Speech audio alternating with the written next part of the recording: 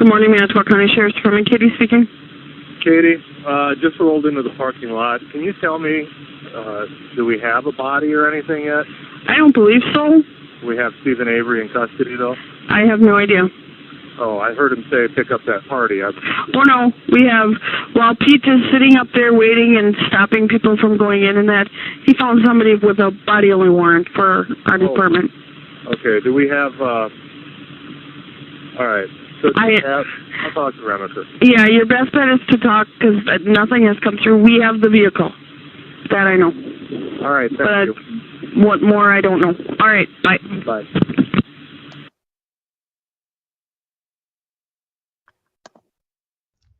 Welcome to the Foul Play YouTube channel, Open Mic Edition. I'm sorry, Reading with the Crew Edition. Gotta unmute, Doc. Thank you, Jack61. Thank you for that introduction. Yes, and welcome, guys. It's great to be back, and thank you so much for joining us on our podcast series, Reading with the Crew. It's great that you guys are here, and it's fantastic. And I tell you what, that was a very, very interesting phone call there. And we're going to be exploring that call and a lot more. And welcome, guys. As you know, we're continuing our Reading with the Crew series. And we're on episode 31. So if you've been following the series, what we've been doing, Neville and I have done some research in John Ferak's book, The Wrecking Crew. And today we're going to be continuing the chapter that we started a long time ago, right, guys? A long time ago. And it is chapter 14, entitled Canine Noses. Now, we've been getting a lot of questions regarding this particular segment that we're in at the moment. A lot of questions regarding Pam Sturm, the finding of the RAV, and how that all unfolded. Now, even though this chapter is principally about the canine dogs, both the cadaver dogs and also the scent dogs, we've diverted a little bit because this particular chapter has really opened up a lot of different avenues. So guys, today what we're going to do is we're going to be picking up the theme that we've had for the last 1 or 2 weeks. And essentially we're going to be looking at a very important aspect of the investigation, right? And when we finally finish this series, we'll dovetail back into both the cadaver dogs and the scent dogs and what they found. But it is very important to have a look at this particular aspect of the case. And as you know, if you were listening to the open mic, or special open mic last week, the Foul Play team is really proud to announce that we have been interviewed. We were interviewed by Brenda Schuller almost 2 years ago.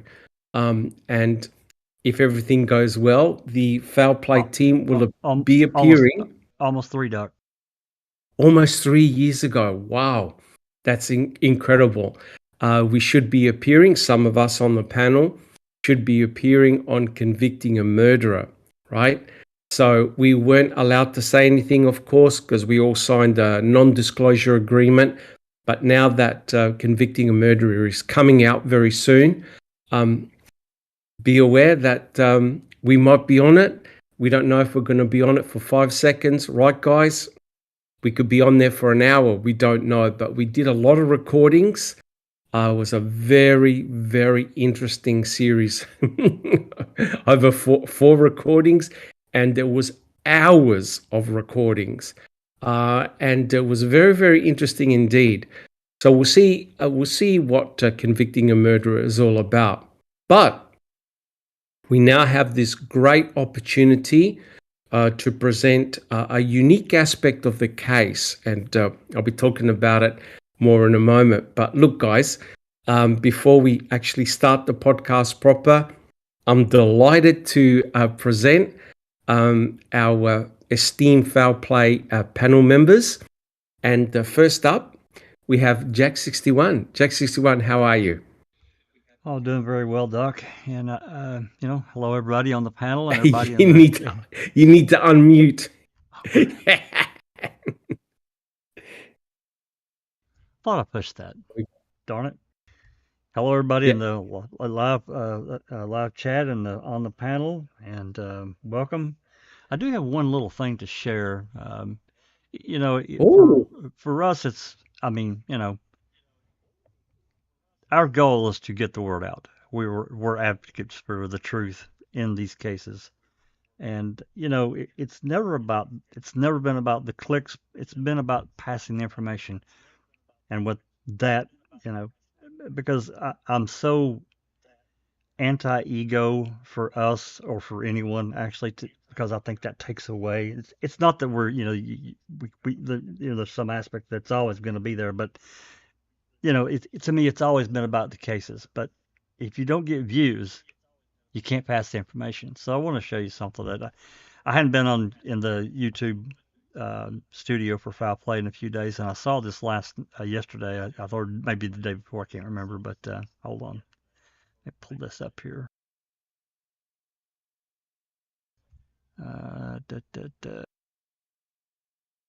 Should be very interesting, Jack61.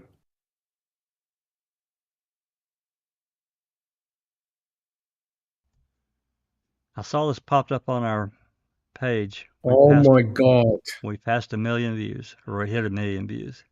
I was. Oh my God. Last time I looked at it, it was 860 something thousand, I think.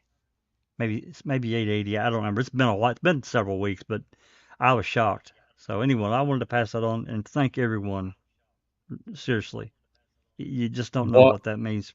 We're just regular people, guys, and that means the world to me. I don't know about the rest of you, but we're just people trying to pass on information and let you make your own decision.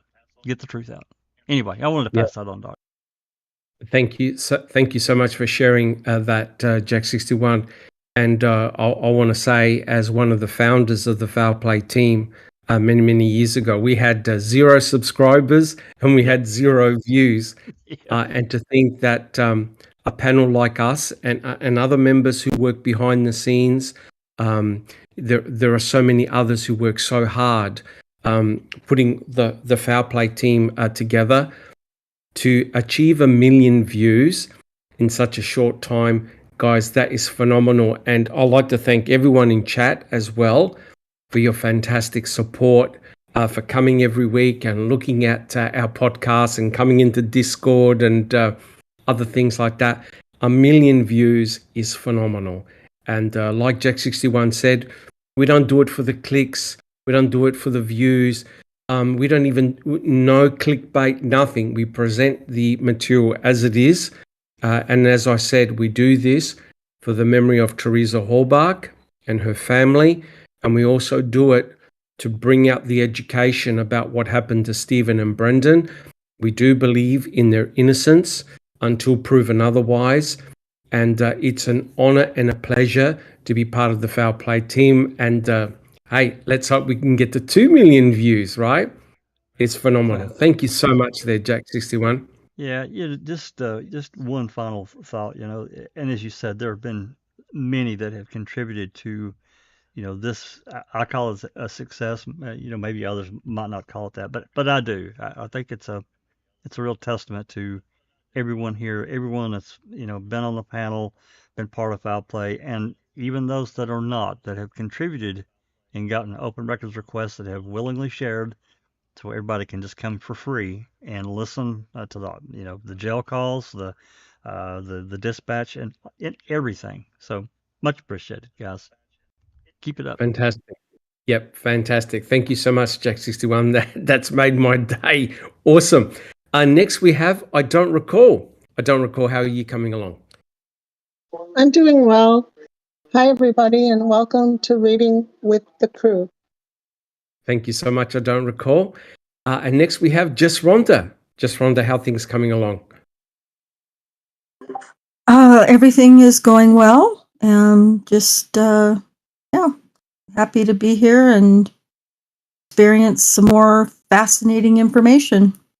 Awesome. Awesome. Thank you so much, Just Rhonda. And if you haven't caught Just Rhonda's latest podcast on Daniel Holt's call, please give it out. Please go over there, check it out. Give Just Rhonda some love and subscribe. Awesome. Thank you so much, Just Rhonda.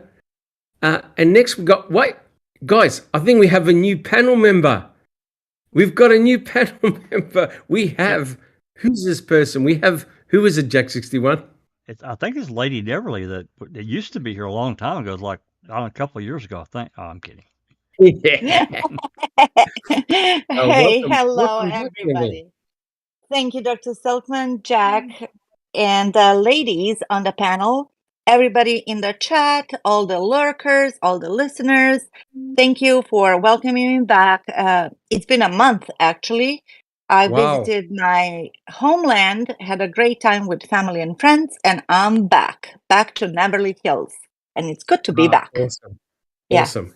Well, welcome back. It's good to have you back and to Thank you. continue our series, which has been really, I want to say, guys, that the Reading with the Crew series and also Open Mic have both been received really, really well. And we get a ton of questions, and I try and answer them all, right, as best as I can. And your support has been really heartwarming. It's been fantastic. You know, we tackle the tough topics, right, guys? We leave nothing on the table. We go where the chips fall, good or bad. And we're going to be continuing our series today. And we've got a couple of big surprises for you. Awesome. Now, I don't recall. Can you actually see the people in chat who's joined us in chat? Would you like to call out who's actually joined us? Okay. Got a lot of people already. Mark, Kaz, Mystic Jinx, Neverly, Anthony Hill, Catnet, Duke Juke 11, Ronald Cass. Sorry, I'm. No, that's fine. Rumor has it, Dark Side of the Moon, Anthony D, Andy B, JJ Falk Jr., Disco Pervert, Graham Moss, Jennifer Gowell, R. William, Rhonda SD, Mary Awesome. Kopp, Awesome. Awesome. Gloria, Thank you. Andrew. Oh, okay. Yeah. You want to start then? Yeah. Well, look, guys, thank you so much for joining us. And it really is very much appreciated, guys. So what we're going to do, we're going to make a start on the podcast. Now, remember, guys, just as a general warning, please be respectful. And I'd like to welcome everyone in chat, of course, and also our mods, as well as our super mods. Please be respectful to one another, all right? And occasionally we do have family members that do come on. Please show them their respect, because it is very, very difficult for them. If you like what we do, please subscribe, like, put your DNA on the thumbs up button, and also share our podcast. That'll be awesome. And again, guys, just as a general warning, we may use colorful language every now and then. So please, if you're sensitive to that, just be aware. All right, guys. Well, look, let's not waste any more time. Jack 61. Jack 61. Can I have five or 10 seconds? Yeah, of course. And I hate to detract from continuing on with the podcast, but I do want to say this about civility and what Doc was just talking about. I got in a big racket with a pretty well-known truther, and it concerns about questioning Barb when she comes on. And well, don't you want to know this? Don't you want to know that? You know what? I do, but the anger-ish end of it is not going to solve a damn thing. It will not. She'll leave. You have to be able to talk to someone. If you approach someone in anger constantly, they're not going to talk to you. They're just not. They're going to give you one of them, and sayonara. And And that goes with anyone actually that joins in the chat. If Ken Kratz came into chat and wanted to talk, really talk, I'd talk to him. Yeah, I would. correct. I mean, Yes. So, with that said, I just wanted to add that because this argument, this is our YouTube channel. If we want to treat people civilly, that's on us. Other people have their Correct. own channel. If they want to go out and try to get somebody on there and then go after them, hey, good luck to you. Anyway, that's all I got to say about that. Thank you, Doc. Correct. Thank you very much, Jack61. Yeah, please try and be civil. And it's fantastic that we do attract various family members that come on our show. That's a privilege. All right, guys. Well, look, let's make a start. Jack61, are we able to have a look at the very, very first slide? So like I said, guys, what we're going to be doing is we're going to be continuing, of course, the Reading with the Crew series. But we need to look at something very, very important. Now, Jack61 presented or played back a phone call, and that was MTSO Detective Dennis Jacobs. What is particularly disturbing about that call is that very, very quickly he actually mentioned Stephen Avery by name, right? And why is that potentially so nefarious? Well, let's think about it. Basically, within an hour of Pam Sturm finding the RAV4, we have Detective Dennis Jacobs already talking about Stephen Avery and whether he's in custody already. Now, you know that sounds very, very suspicious to me. And the reason why it is so suspicious is that very little, right, Jack61? Very little was known about the RAV4 at that time. It hadn't been forensically examined. No one knew anything about that RAV4. Jack61. Yeah, it's like, I told you before, they didn't know a damn thing. They knew nothing at that point in time. They knew jack shit. And, I want to make also, people need to remember, I mean, the call came in to dispatch from Pam Sturm at 10:28. She had already dialed Poggle twice before that. Yes. So there's probably at least a couple more minutes that it probably was more around 10:24, 10:25 when she actually found that RAV and made the call to try to get Poggle. Correct. 100% correct. So what is potentially disturbing, and I know that a lot of guilters absolutely lose their collective marbles over this particular call. So what we're going to do is we're going to examine something really, really important here, right? Because we know that convicting a murderer is coming up, and convicting a murderer is going to be very law enforcement friendly, right? So we're the foul play team who were interviewed, we're very much in the minority here, guys.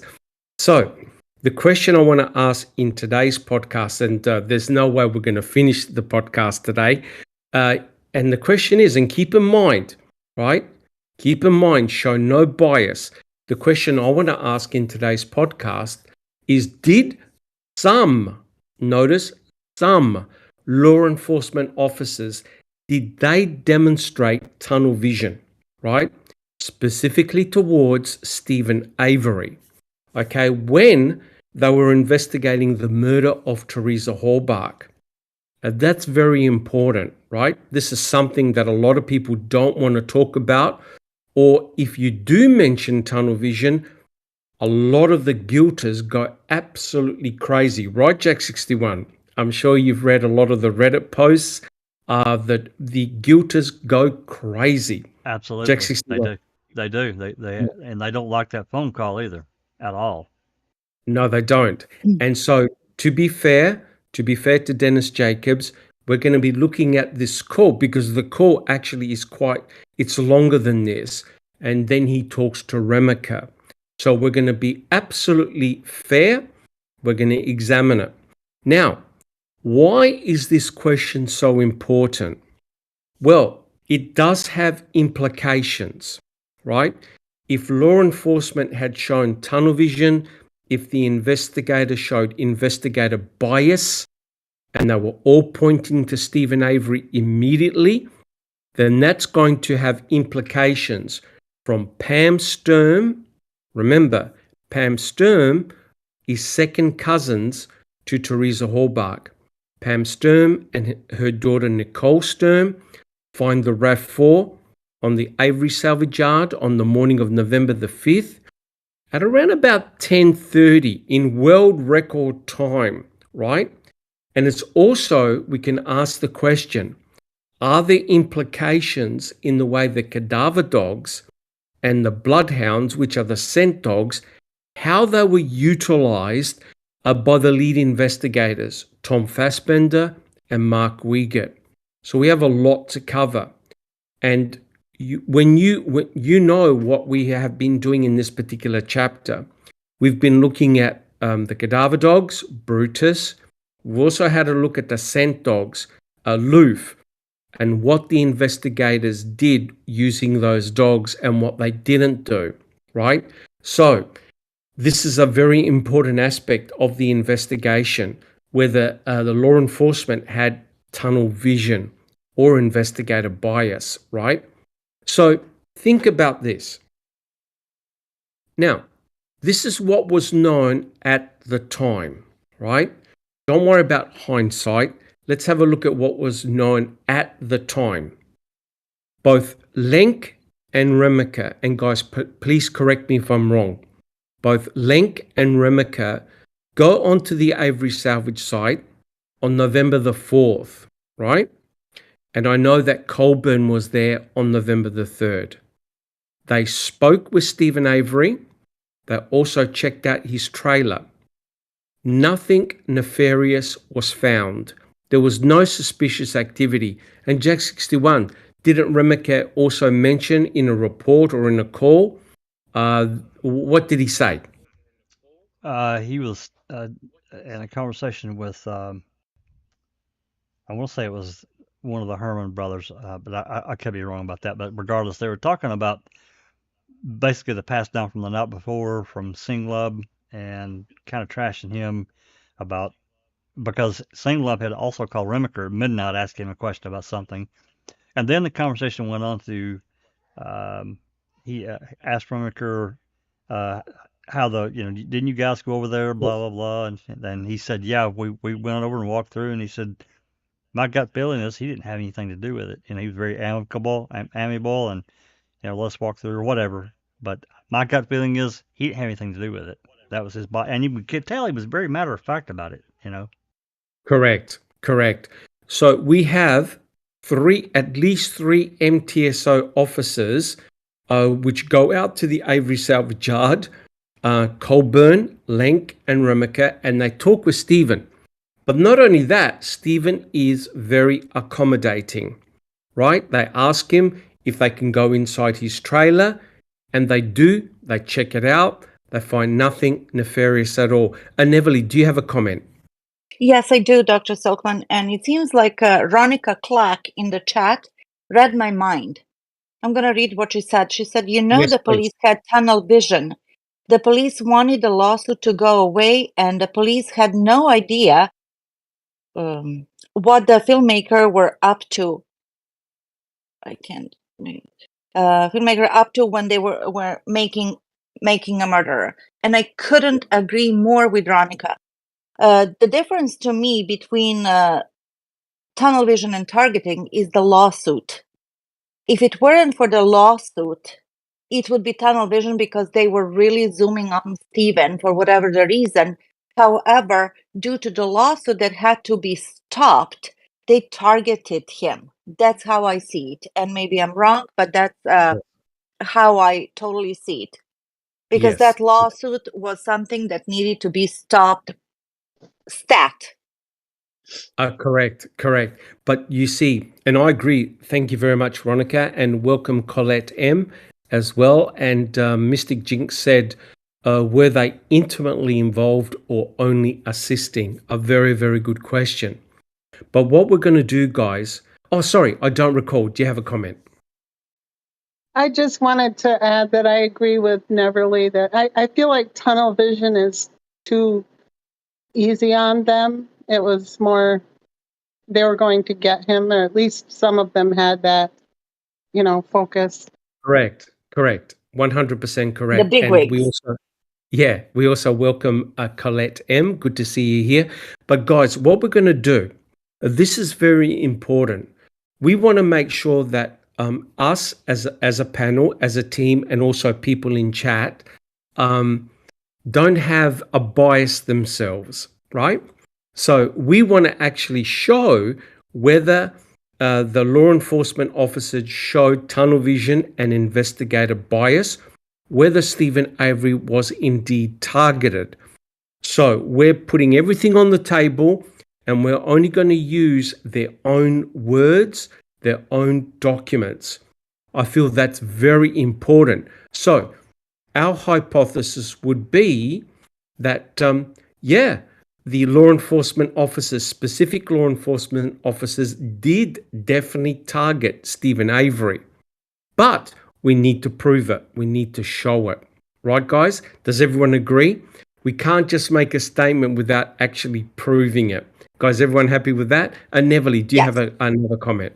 No, that's exactly. We cannot talk about it without sourcing something or proving, correct? Correct, 100% correct. So we need to actually show and demonstrate that this actually took place. Jack 61. Yeah, and I think it's. I think everybody will agree with me that it was basically the leads, the prosecutors, and maybe a few others, like your Deputy Inspector Shetter, uh, Captain Rush from CASO, and a few other officers that were under basically direct control that control the rest of the officers there. They're saying, "Hey, this guy did it, and we're going to prove it." And that so Correct. for the line cop, the regular cop that was on the job there, in their mind, these guys, their bosses are saying, "Hey, this guy did it," So that's it. Correct. And we want to show that you don't need hundreds and hundreds of people to be involved in a conspiracy, right?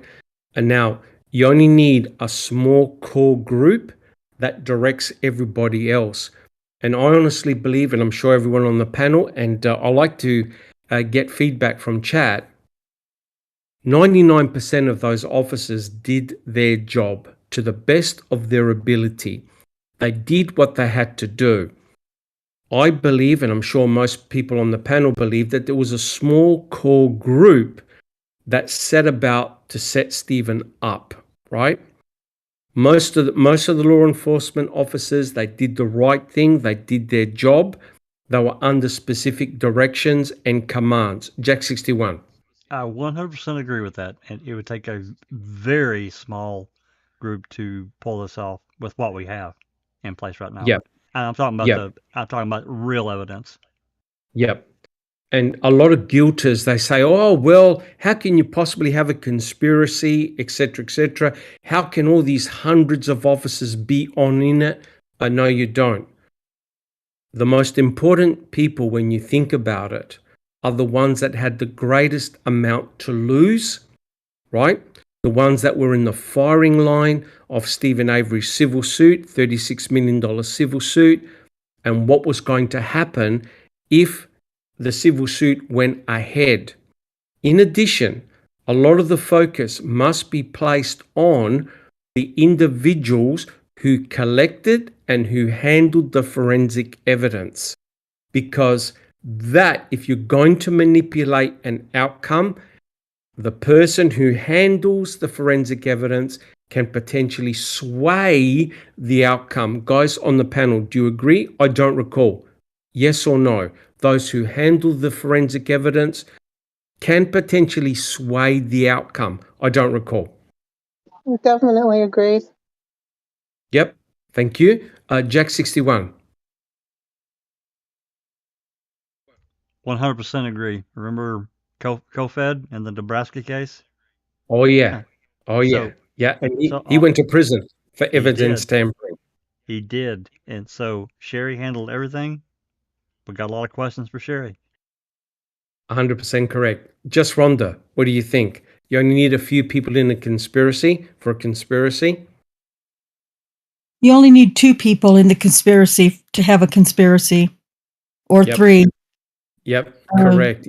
That was just proven in the Lori Vallow trial. There were Yep. three of them. One of them is dead, so now there are only two of them, and she was convicted on all 6 counts. So you only need 2. Yep, 100% correct. You only need a very small number, guys. You don't need a huge number. What about yourself, Neverly? Absolutely agree, especially when we have the proof. One, Cherie Cohen volunteered to be the one on this case again after that fiasco of the 1985 case. And number 2, and I quote, put him in the trailer or the garage. 100% correct. And again, thank you, Neverly. And again, guys, we are using their own words, their own documents. We're not speculating here, right? But what we're going to prove in this video is that there was a very nefarious undertone happening, right? So we talked about the fact that Colburn, Lenk, and Remaker went and spoke with Stephen. Lenk and Remaker went inside Stephen's trailer and found nothing nefarious. Now, the very same day on November the 4th, Pagel is up in an aeroplane, right? Pagel is up in an aeroplane and they fly all over the Avery salvage yard.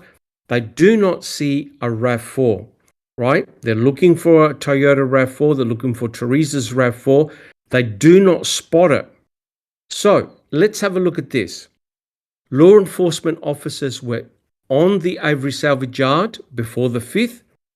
They talk to Stephen. He's very cordial. They check out his trailer. Nothing found. The very same day, they do a flyover. Nothing is found. But you'll see that there was an urge, a real urge by Pagel. Remember the change in plans? All of a sudden, on the morning of November the 5th, there was an urge to re-interview Stephen Avery. Right, guys? We covered that last week. I don't recall. Did you have a comment? No, that was a mistake.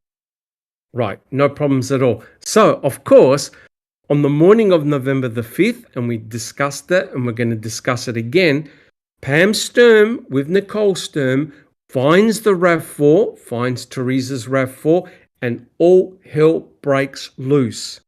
Right? And as Jack 61 played at the beginning, all of a sudden, MTSO Detective Dennis Jacobs mentions Stephen Avery by name, specifically by name. And that's remarkable, right? So Jack 61, are we able to have a look at slide number 2, please? So we've set the scene now, right?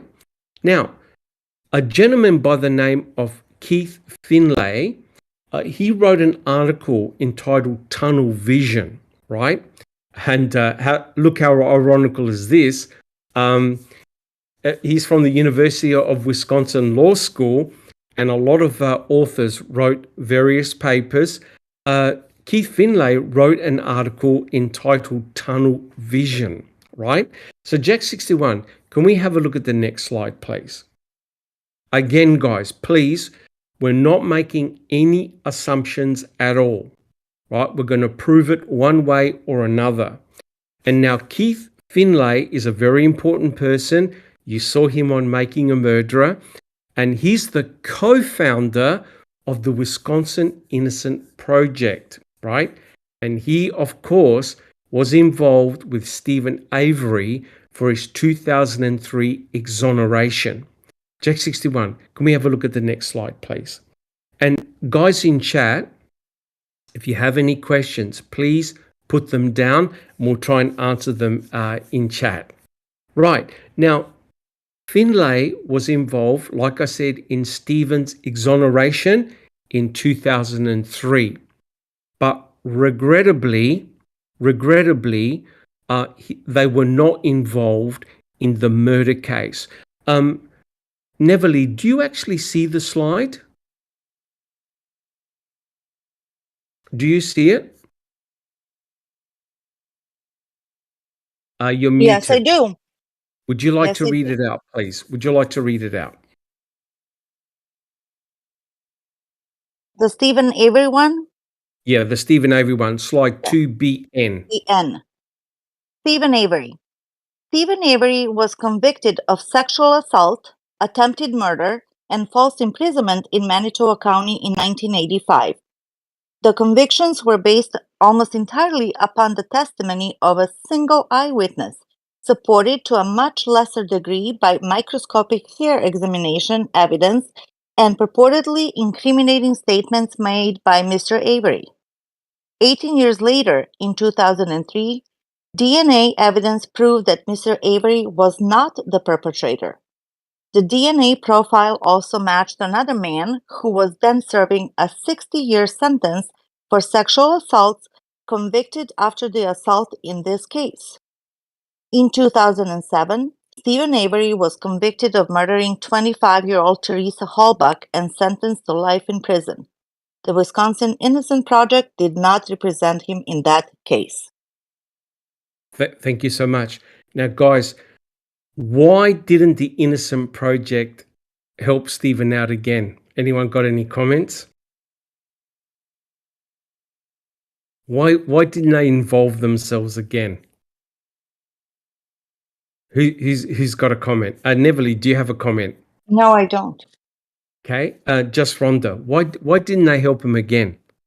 I believe they saw it as a black eye on their organization to have freed him once and then have him accused a second time of committing a worse crime. I think that's what it was. I don't remember. I read it, but I don't remember for sure. Very good point. Jack, thank you, just Rhonda. Jack 61. Yeah, I'm not really sure. I think Rhonda's probably on the right track. But I do remember they removed him from their website. Yes, and they they did. renamed it.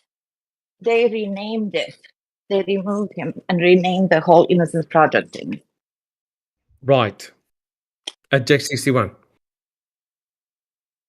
Okay. Oh no, I was done, Doc. Yep. Okay. So, they worked so hard to free him in his exoneration that I think the Innocence Project must have felt under a lot of heat and pressure, thinking, oh my God, if we represent him again, it's going to look potentially very, very bad for us. I don't recall. Yeah, I was really disappointed in them, that they just automatically turned their back on him. But Correct. And I think with the use of hindsight, that was a big, big mistake. But you could imagine that the Innocence Project would have been placed under severe pressure, right? And in actual fact, many of the founders of the Wisconsin Innocent Project, they were hounded and they were harassed because, how can you possibly release Stephen Avery? Look what he's done, etc., etc. So the heat was on them because remember, the Innocence Project derives funding and income, right? So if they potentially were trying to help Stephen Avery again, they could have looked really, really bad, lost their funding, and everybody else that got exonerated may not have had the chance. So they were under a lot of pressure and they dropped Stephen Avery. They took his picture from the website and they didn't support him anymore, which in hindsight really is a real pity. And Neverly, did you have a comment? Well, I agree what Rhonda and Jack said, that it was like a red flag, like, this is too much attention or too much hot water to be involved again. But like everybody in chat is saying, Gloria said they too were fooled by Kratz. Somebody said that they should have helped him. And it's also true. But at the time, what do you do? What are the chances that a single person is going to be set up twice? Correct. 100% by the same correct. means. Yep, exactly right. Because remember, DNA freed Stephen Avery in 2003 and DNA convicted him back in 2005. And convicted him in 85, Correct. Yep, 100% correct. And somebody, Anthony Hill said, why not Brendan? Well, the problem with Brendan, guys, is that the Innocence Project has got nothing to test, right? They've got nothing to test forensically to prove that it was somebody else. With Stephen Avery in the 1985 case, they of course had the one pubic hair that belonged to Gregory Allen. So when Cherie Cohane isolated the genomic DNA from the pubic hair, it proved that it wasn't Stephen's. With Brendan, it's much more difficult, right, guys? Because the only thing against Brendan are his own words. There is no forensic evidence pointing to Brendan. So it's much, much more difficult, right? All right. Now, Jack61, can we have a look at the next slide, please? All right. So we need to actually define what tunnel vision is all about. Just Rhonda, do you see the slide? 3N? Do you see that slide? Yes, I do. Yes. Would you like to read it out, please? Of course. The presence and persistence of tunnel vision in all of its manifestations is deeply problematic for a criminal justice system that is dedicated to fairness and guarding against wrongful conviction of the innocent. Tunnel vision is problematic not only because it harms the wrongly accused, but also because it threatens the system's ability to identify and convict the guilty. When law enforcement focuses on the wrong person and fails to look outside the tunnel to find the true perpetrator, that guilty person remains free and unrestrained. Thank you so much. So guys, can you see what the issue is here? The same thing happened to Stephen in 1985. He got sentenced, went to prison, and the true perpetrator of the person who violently assaulted Penny Bernstein was free for about 10 years, and he committed other horrible atrocities. We're talking about Gregory Allen. Now think about it here, guys. If Stephen Avery and Brendan Dassey are innocent of the brutal murder of Teresa Halbach, it means that there is a perpetrator or perpetrators who are free and walking the streets, right? So hence the big issue with tunnel vision, investigator bias, that if you focus on one person and build a case against that person, then potentially, if you're wrong, the true perpetrator is free on the streets. Now, I know what guilt is going to say. They're going to say, look, Dr. Silkman, but there's all this forensic evidence. And I agree. It is very difficult to explain all the forensic evidence against Stephen. Some very easy, others a bit more challenging. But you have to look at it from a holistic point of view. Of all the people in Wisconsin that was charged with the murder of Teresa Halbach, apart from Brendan Dassey, of course, who came much later, is Stephen Avery, the very same person who has a $36 million civil suit against Kacerik, Vogel, and the MTSO. Jack 61. In the same vein that you're talking about, and tunnel vision, and what the state, the state is designed to protect itself, and they have people obviously in place to do that, their interest. So you think about, I do, and I'm just throwing this out of what runs through my mind, and it's stuck. It's like quicksand. I can't get rid of it.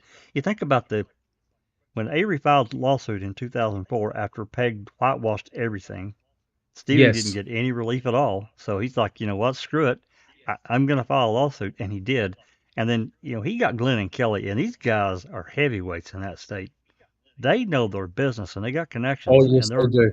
So they move forward with this civil suit. And we get into the depositions. And I've said this a million times. I'll probably say it a million more. When they found out, I know that these upper echelon people in the state found out that Gregory Allen had been implicated in that 1991 cold case. Correct. They panicked. I guarantee you they panicked. That's why we heard nothing about that case at all. Nothing. It was buried. Now, what did it take to do? What did it take to do that? I don't really know how that worked out with the media. That this didn't get out, but it didn't. And This is during the heights of those depositions, and I always look back and say, hey, if that had come out in September when that arrest warrant was actually prepared and ready to go, September Yes, of 2005, all hell would have broke loose. Kasurk and 100% Vogel, correct. all this would have rolled right back up to Kasurk and Vogel's door, and they could not have that. They couldn't have it. Correct. Correct. So again, guys, who is in power? Who is in control? Who can turn a blind eye to those reports?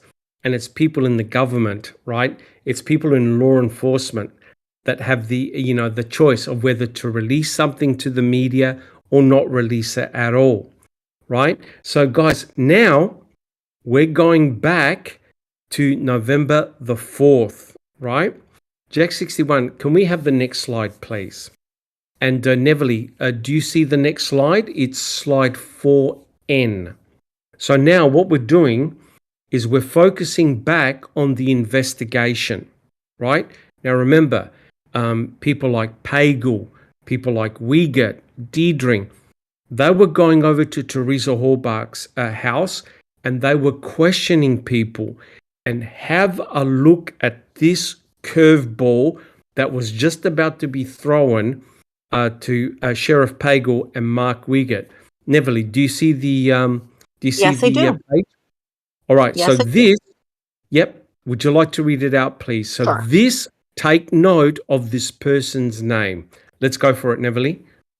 Calumet County Sheriff's Department. Type of activity: interview of Jolene M. Bain. Date of birth, blah, blah, address and phone number. Date of activity: 11/4/05 at 10:35 a.m. Reporting officer, investigator Mark Wiegert. On 11/4/05 at approximately 10:35 a.m., I, investigator Wiegert of the Calumet County Sheriff's Department, and Sheriff Pagel did meet with Jolene M. Bain at Teresa Halbach's residence. Jolene requested she be able to speak with us alone. At that time, several of Teresa's other friends did exit the room and went outside. Jolene states she and Teresa had become very good friends recently. According to Jolene, Teresa had confided in her about a relationship she had with a guy by the name of DJ Bradley. Jolene did not know the subject's real name. However, she stated he does have a DJ service called DJ Bradley. Teresa had confided in Jolene that Teresa had taken nude photographs of Bradley and his wife at the time. According to Jolene, after this, Bradley and his wife had broken up, and Teresa started dating Bradley. According to Jolene, Teresa stated to her that Bradley was weird, and she ended up breaking off the sexual relationship. Jolene did say that Teresa told her she, meaning Teresa, had gone to a court case between Bradley and his wife in reference to the photos and the negatives of the photos that she had taken of the two naked. She said this would have occurred approximately 5 to 7 months ago. According to Jolene, Teresa and Bradley would only have sex, and Teresa did not have any feelings for him and it was only physical. She told me Teresa had told her that. According to Jolene, Bradley and his wife were having problems, and he would confide in Teresa about his problems. Teresa also had told Jolene at one time she did not want to continue the relationship. However, Teresa continued to receive phone calls from Bradley. At that time, Sheriff Pagel and I did go back into Teresa's bedroom. I did locate in a trunk directly next to Teresa's bed several nude photos of a male and a female. Included with those photos were several negatives. There was a portrait order from Pierce Photography, which had the name Bradley and Casey Check, address of such, in Greenleaf, Wisconsin. It showed a phone number of such and such. I believe this to be the subject that Jolene had been referring to. Right. And right at the end, Sheriff Pagel and I left the residence, right? I Now, don't see that. guys, now, guys, if you're an investigator and in chat, say yes or no. If you're an investigator and you just heard this from Joylene about a sexual relationship between Teresa Horbach, the person who is missing, and this so-called Bradley Check, who was married, and Teresa Horbach took naked pictures, would you, as an investigator, throw up a red flag? Would you be concerned or not concerned? Jack 61, concerned or not concerned? Oh, I'll be very concerned. And after everyone talks, I got a little something to say about Bradley Check and Casey. Okay, awesome. I don't recall. Red flag or no problems at all? Red flag. Yep, interesting. Just Rhonda. Red flag or no problems at all? Yes, red flag for sure. Yep. And what about you, Neverly? Red flag or no problems at all? Red flags everywhere. Yep, absolutely. And definitely that is a huge curveball to hear that type of information on November the 4th. Jack 61, do you have some additional information? I do, and this was in consultation, or basically talking with another truther. I won't name them. If they want to, talk about it openly, that's up to them. But I won't do it. But in any event, a few months ago, I open records requested actually several documents on Bradley Check, and I'm going to tell you, the guy had serious issues. Bradley Check? Yes, he had serious issues. And I don't want to throw too much dirt on, because, this kind of thing, it gets really personal, and, there are other reports that we have that we do not publish, and there's a reason for that. But just Yes. because we get a report doesn't mean we necessarily should share this, because number one, we don't really have a real connection between that and what happened to Stephen and Brendan. So that's number one. Number two, Yes. this shit gets really personal in a lot of situations. But in a nutshell, Bradley and his wife had broken up for 6 months sometime before this. And during that time, she had friends. Before they met, she had friends, and she liked to party and go out with them. And they didn't have any children. For her, it wasn't a big deal. But he didn't want that. He wanted pretty much total control of her. He didn't want her going out with her friends. But anyway, during this breakup, apparently she had some sexual encounters with whoever. It wasn't serious. It was just physical. And well, then they got back together, and he started questioning her, like really, just harassing her about every minute detail. This was Bradley Check? Yes, that's right, to his wife, Casey. And it just got to the point where she just couldn't stand it. And so that's what caused the divorce, the breakup. There's no mention, at least in what I have right now, of Teresa. But at that point, it wouldn't have. This would have come later. He had some issues that he had to deal with, mental issues, and that's as far as I'm going to go with that. But law enforcement should have I found it. I got it. So there's absolutely no reason that they couldn't have investigated this, because, again, we don't have any direct connection, with physical evidence between Bradley and Teresa, but this other issue, what we just talked about, these mental issues, and you could tell by what Jolene said and what we never just read out, that he had problems. That's all I got to say about that. 100% correct. Yes. And Mark has made the comment, Dr. Silkman, whenever you mention red flag, we all know it's a red flag unless you're defending your girlfriend, ex-girlfriend, right? But Jack 61 is 100% correct, right? So, Pagel and Wiegert, they talk with Joylene, and Joylene mentioned something very, very important. The fact that Teresa Horbach, the lady that's missing, right, hasn't been seen for several days, has had a sexual relationship with this guy called Bradley Check. Now, that's definitely a red flag. And Jack 61, if we can have a look at the next slide. Can I just Now, say something, Dr. Silkman? absolutely. Yeah, In the go for it. In the Yep. report that I read, it said there that Teresa broke off with Bradley Check, but he kept Yep. calling her. And remember Yes. what some peers said, that, somebody kept calling Teresa and she was just like rolling her eyes to a Patagonia and back, whatever.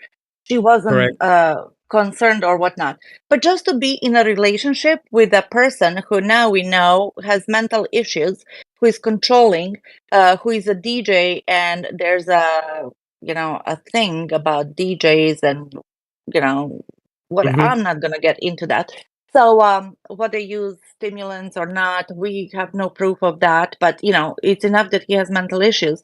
Who is separated from his wife, there's nude pictures, and you're having a sexual relationship with that. Now, if they did a victimology, all of this would have come up in a report, but we've never seen it. 100% correct. Thank you very much, Neverly. You're welcome. Jack 61. Yep, 100% correct. Jack 61. And remember, Teresa refused to do a wedding because he was going to be there doing the music. Right. Very, very interesting. So quite clearly, if you're doing a proper investigation with no bias, no tunnel vision, right, you 100% go and check out Bradley Check. And they did, right? They did. And the interesting thing is, this is on the very same day, November the 4th, one day before the RAV is found. Investigator John Diedring goes out and interviews Bradley Check. Now, Jack 61, do you see the slide okay? Absolutely. Yeah. Can you just read out what has been highlighted in blue? We don't have to read the entire report, but just what has been highlighted in blue, the blue shading. And so, guys, remember, now that the investigators have heard about Bradley Check, Investigator Diedring goes and seeks out Bradley Check. He's a person of interest, right? Jack 61. Yep. 11/4 to 1409. Investigator Wigert and I did interview the following. Gives Bradley's name and address. And Okay. towards the bottom of the page, you've got the stuff in blue. This is the important stuff.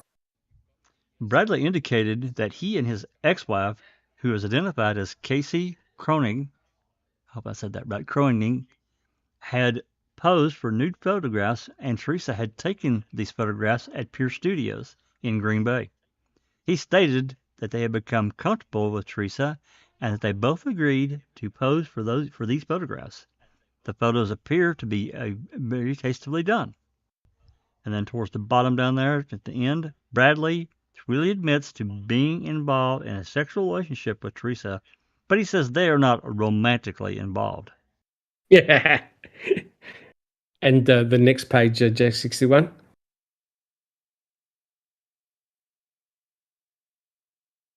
Continuing, he stated that he had text messaged Teresa at 12:45 hours on 10/31/05. Isn't that interesting?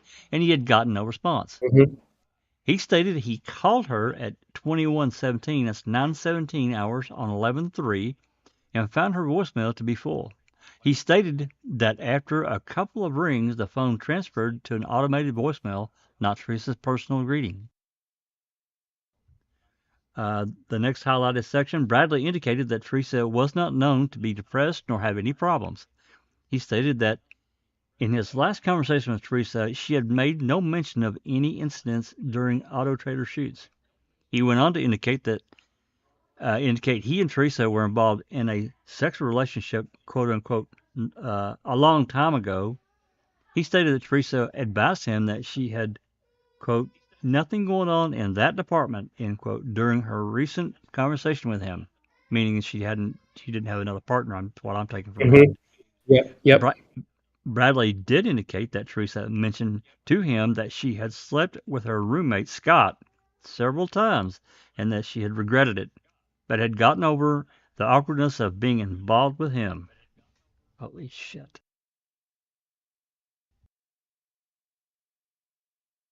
Oh, crap, there's more. There's some more.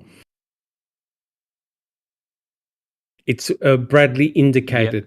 Yeah, Bradley indicated that the relationship with Teresa started at the beginning of 2005. He has no answer as to why the relationship was not pursued other than that they were both busy.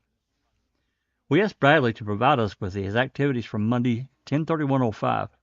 He indicated, to the best of his recollection, he went to work at approximately 1:45 a.m. hours and was there until approximately 10 a.m. or so.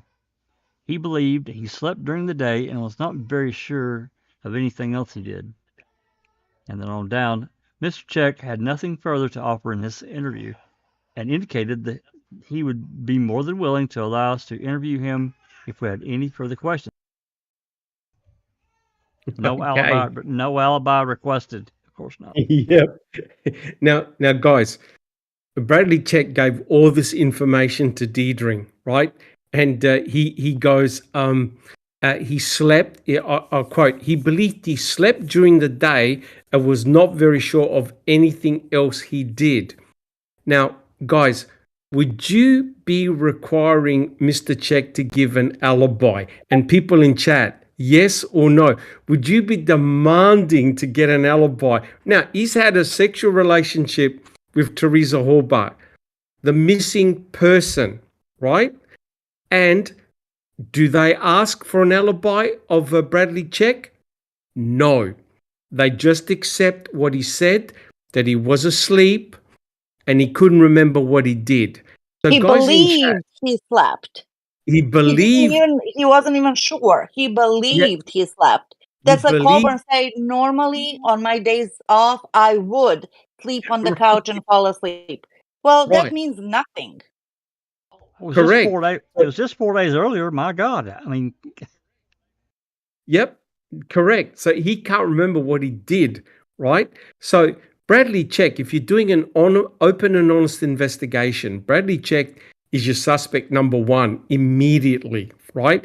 Because he had a sexual relationship with Teresa Halbach, who is missing, hasn't been seen since, and he says he believed he slept, and Deidre does not ask for an alibi. I don't recall. Should have he provided an alibi? He should have been made to, yeah. Okay, interesting. Jack 61, alibi or no alibi? Considering he just admitted they had a sexual relationship and it wasn't that long ago, you're damn right. Yep, 100%. Just Rhonda, should have he requested, Deidre requested an alibi from Bradley Check, yes or no? Of course. Yep, 100%. And Neville, what about yourself? Oh my goodness. How could you not? He's telling you this like 4 days before. Married guy. Teresa dumped him after being just in a physical relationship. The guy is off his rocker. I mean, there's so many red flags over here. But then we have in the same room over there in Teresa's place, Scott B, Blowdorn, and Ryan Hillegas hanging out. It's like all these men in Teresa's life, basically, and I don't want to spoil it, but we all know by now that nobody had a freaking alibi. No, and that nobody was okay had an in alibi. Wisconsin. Yeah. Yep, nobody had an alibi. Jack 61, do you have thank you, Neville. Jack 61, do you have a comment? Just one more little tidbit that I'll share from Bradley Check. He harassed the hell out of Casey too. After she just couldn't take no more of his controlling and whatever. He hounded the hell out of her. So I'm just going to leave it there. Yep. Very, very good point. I don't recall. Do you have a comment? The not very sure part of what he said there reminded me of Ryan. He wasn't very sure about, things. Well, Neville just highlighted a very important point. You've got Teresa Halbach obviously involved with multiple men. Now, it's none of my business. Whatever a person does, they could do whatever they wish. But it puts you in a very high risk category, especially with potentially jealous and controlling males, especially alpha males. Everyone knows this, right? So there's no doubt that whatever Bradley Check said to Deidre, he accepted it. He didn't request for an alibi, and that was the end of that. But Neverly highlighted another very important point. She also had a sexual relationship with her roommate, Scott Blowdorn. And of course, her ex-boyfriend, Ryan Hilligus, happened to have seen Teresa the night before she disappeared on the Sunday. Ryan Hilligus was asked, well, what time did you go and see Teresa? Ryan Hilligus can't remember whether it was nighttime or daytime. That to me indicates that he is hiding something. He doesn't want the investigators to pin him down on a time. So think about it. You've got Bradley Check, Ryan Hilligus, Scott Blowdorn, all very likely having a sexual relationship with Teresa Halbach. Teresa Halbach goes missing, and you've got Ryan Hilligus and Scott Blowdorn in Teresa's house. Jack 61. You know, the thing about Ryan, another reason that he's my number one, he's so non-committal about not everything, but so much of trying to pin him down on certain specific events. He won't do it, and he's allowed to get away with it. And I don't agree with that at all. Correct. And you know what's really disgusting is when Andrew Colburn said in court. Remember what he said in court about Stephen Avery? Oh, he said that Teresa never spoke to him. He never spoke to Teresa. And Ken Kratz, threw his hands in the air. He never spoke to Teresa, etc., etc. So what I'm trying to say here, guys, is that whatever Stephen said, he was not believed. Quite clearly, whatever Bradley Check said, he wasn't requested for an alibi, but it gets much worse than this, guys. Much worse. Neverly, do you have a comment? Yeah, and what happened with Bradley's ex-wife, Casey Check? Did they talk to her? Not that I'm aware of, unless someone, maybe Mystic Jinx may know. But correct me if I'm wrong, guys, but didn't Bradley Check's ex-wife put out a restraining order for Bradley Check? Mm-hmm. Okay, a restraining order. And what happens, now please don't throw me under the bus here, what happens if Teresa Halbach had a second mobile phone that she used for private activities? Is it possible, guys? The very same phone that Pam Sturm found with a Campion thrown on the side of the road in a ditch very close to where the RAV4 was sighted at the turnaround. Jack 61.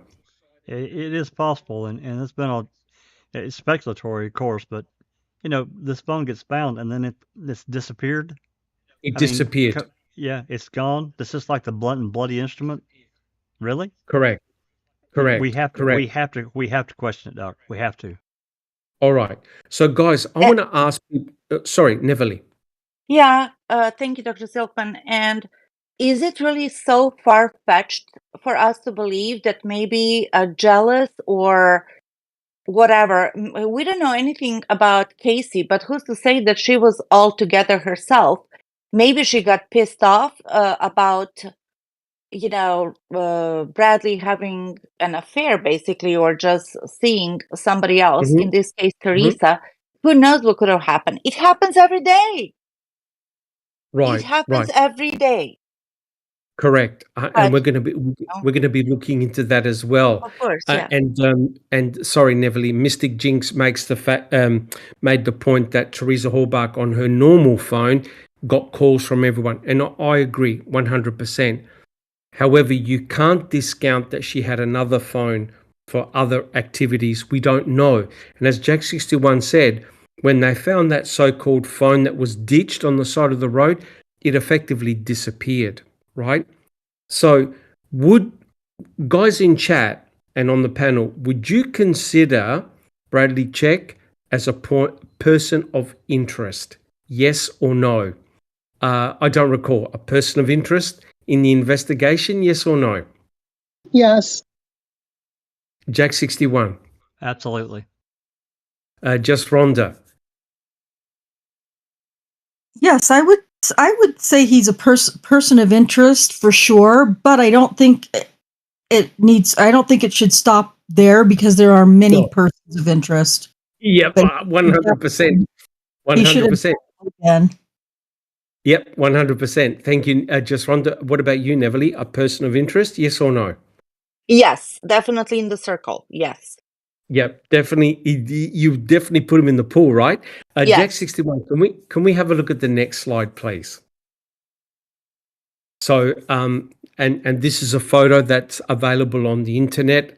I'm not invading anybody's privacy or anything like that, but this is a photograph of Teresa and Bradley Check, right?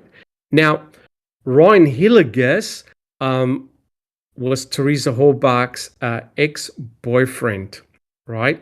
And so you've got this really bizarre love triangle involving Bradley Check, her roommate Scott Blowdorn, and her ex-boyfriend Ryan Hilligus.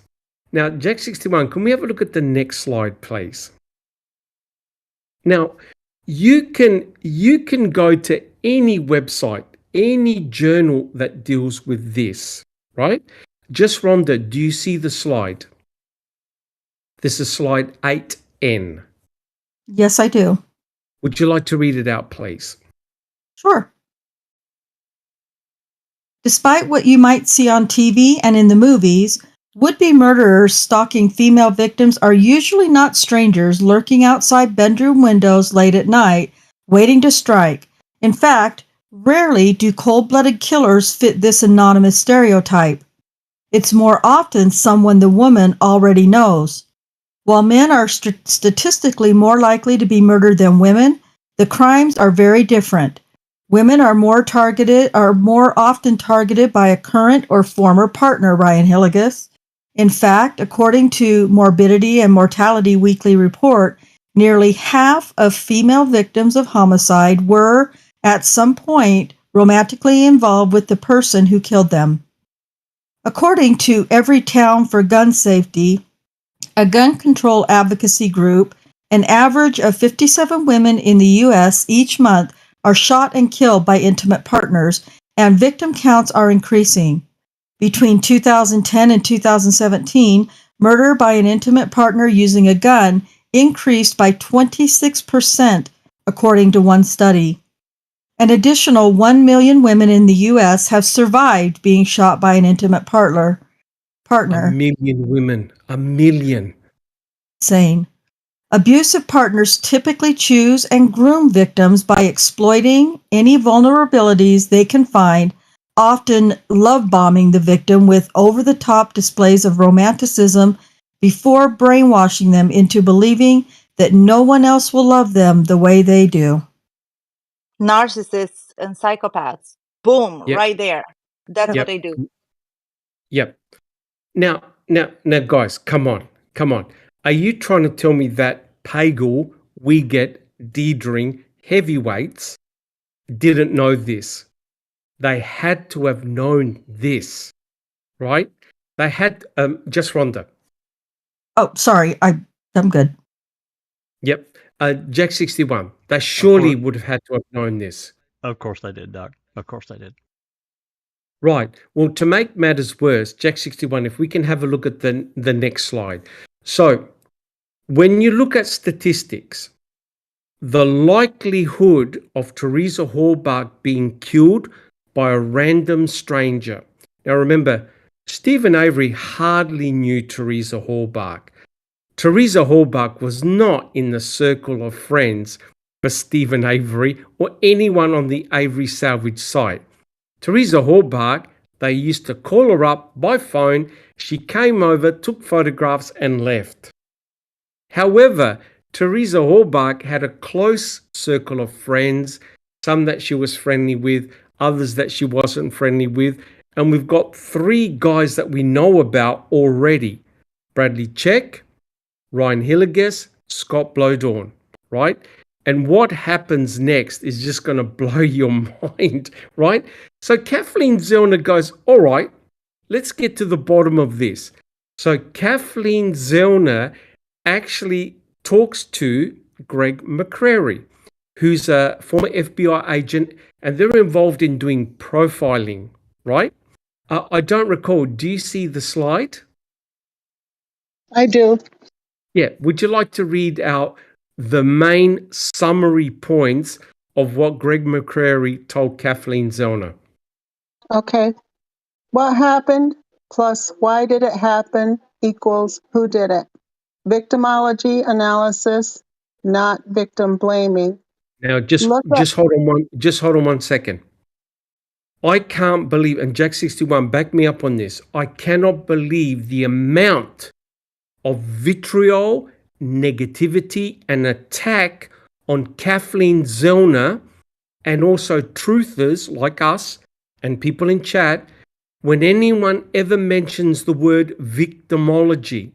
They believe that we're actually attacking Teresa Halbach herself and blaming her. Jack 61. Absolutely not. It was never about blaming her. It's understanding who she was around in her life. Who could have potentially had, feelings that, you're my girl, and if I can't have you, well, we're gonna have a Nobody problem. else can. That's right. We've got a problem. So guys, please note, when we mention the word victimology, we're not blaming Teresa Halbach. Please, I couldn't believe the stuff that I was reading, especially on Reddit, that a lot of guilters get angry because we say a victimology analysis should have been done. Just Rhonda, did you have a comment? Oh, no, I did, but I forgot what it was. Okay. Neville, do you have a comment about victimology? Yes, in the beginning, especially on Reddit, that's how I started, and I found foul play through Reddit, actually. They were up in arms whenever you said something negative about Teresa. And it Yes. just blew my mind because you have to know. That's why you do it. The science of Correct. victimology, the whole process is to find out who this person was and what were the actual risks. And as a matter of fact, many moons ago, we did a powder puff edition and we talked Yes. about victimology. And it Yes. says, what did this person that's missing, murdered, whatever it was, and this is not just about Teresa, obviously, this is a phenomenon that people do, that you have to find out everything about his or her life and to figure out what are the risks that that person was involved, whether it was just traveling. It didn't have to have anything to do with sex. Maybe, working in the shady area. Maybe it was a prostitute that was killed or missing. So yeah, that would be a high risk. Maybe a Correct. drug dealer, a guy. Yeah, of course, that's a high risk. In Teresa's case, she was a young, single, 25-year-old woman, or that little girl, as Who Kratz would traveled? say, who Yeah, who drove traveled? all over Yep, rural who traveled? Wisconsin by herself and being called for those hustle shots. Meet Correct. me at, let's say, Cass Road for a hustle shot where she would get more money. But then again, for Teresa to be making $18 per hustle shot and $8 if she went through Auto Auto Trader, trader. Correct. she wasn't making much money. She wanted to start up her business, which is photography by Teresa. And look, she even started this boudoir photography, Yes. which was in rural Wisconsin, kind of Mm-hmm. brave to do that. Yes. And we don't Correct. know anything deeper than that. We could speculate what circles she was Traveling with. traveling Correct. with. Correct. There was a biker She group, had biker friends. They Yeah, she actually did. said she Yes, knew people that rode motorbikes, and yeah. she used to go and watch And them ride the motorbikes. exactly. And if we say that Teresa was this, little girl who was shy, church going and whatnot, And when you analyze what we have found out over the years about her life, she's far away from being shy. Maybe she was Correct. a quiet one, but she had a very curious life, Correct. which, And for a 25-year-old, that's totally normal. She's we're not saying exploring. anything. We're not Nothing saying bad. there's anything wrong with that. Exactly. Please, we're not saying there's anything wrong with that. But as Neverly pointed out, certain aspects of your lifestyle put you in a higher risk category. Just Rhonda, did you have a comment? Thank you so much, Neverly. Just Rhonda. Yes, just along this line, in college I had an entire course on victimology, and just based on what I remember studying in the course, and what we've been talking about here, by virtue of her lifestyle, Teresa Halbach was the perfect victim in every way. Vulnerable. She was very vulnerable. Very vulnerable. And it doesn't mean she was bad. It doesn't mean she was a hoe. It doesn't mean she was stupid. It doesn't mean it was her lifestyle, and it wasn't a horrible lifestyle. It was just like you said, a high risk lifestyle. And it says nobody is saying anything about her character. Victimology does not equal character. Correct.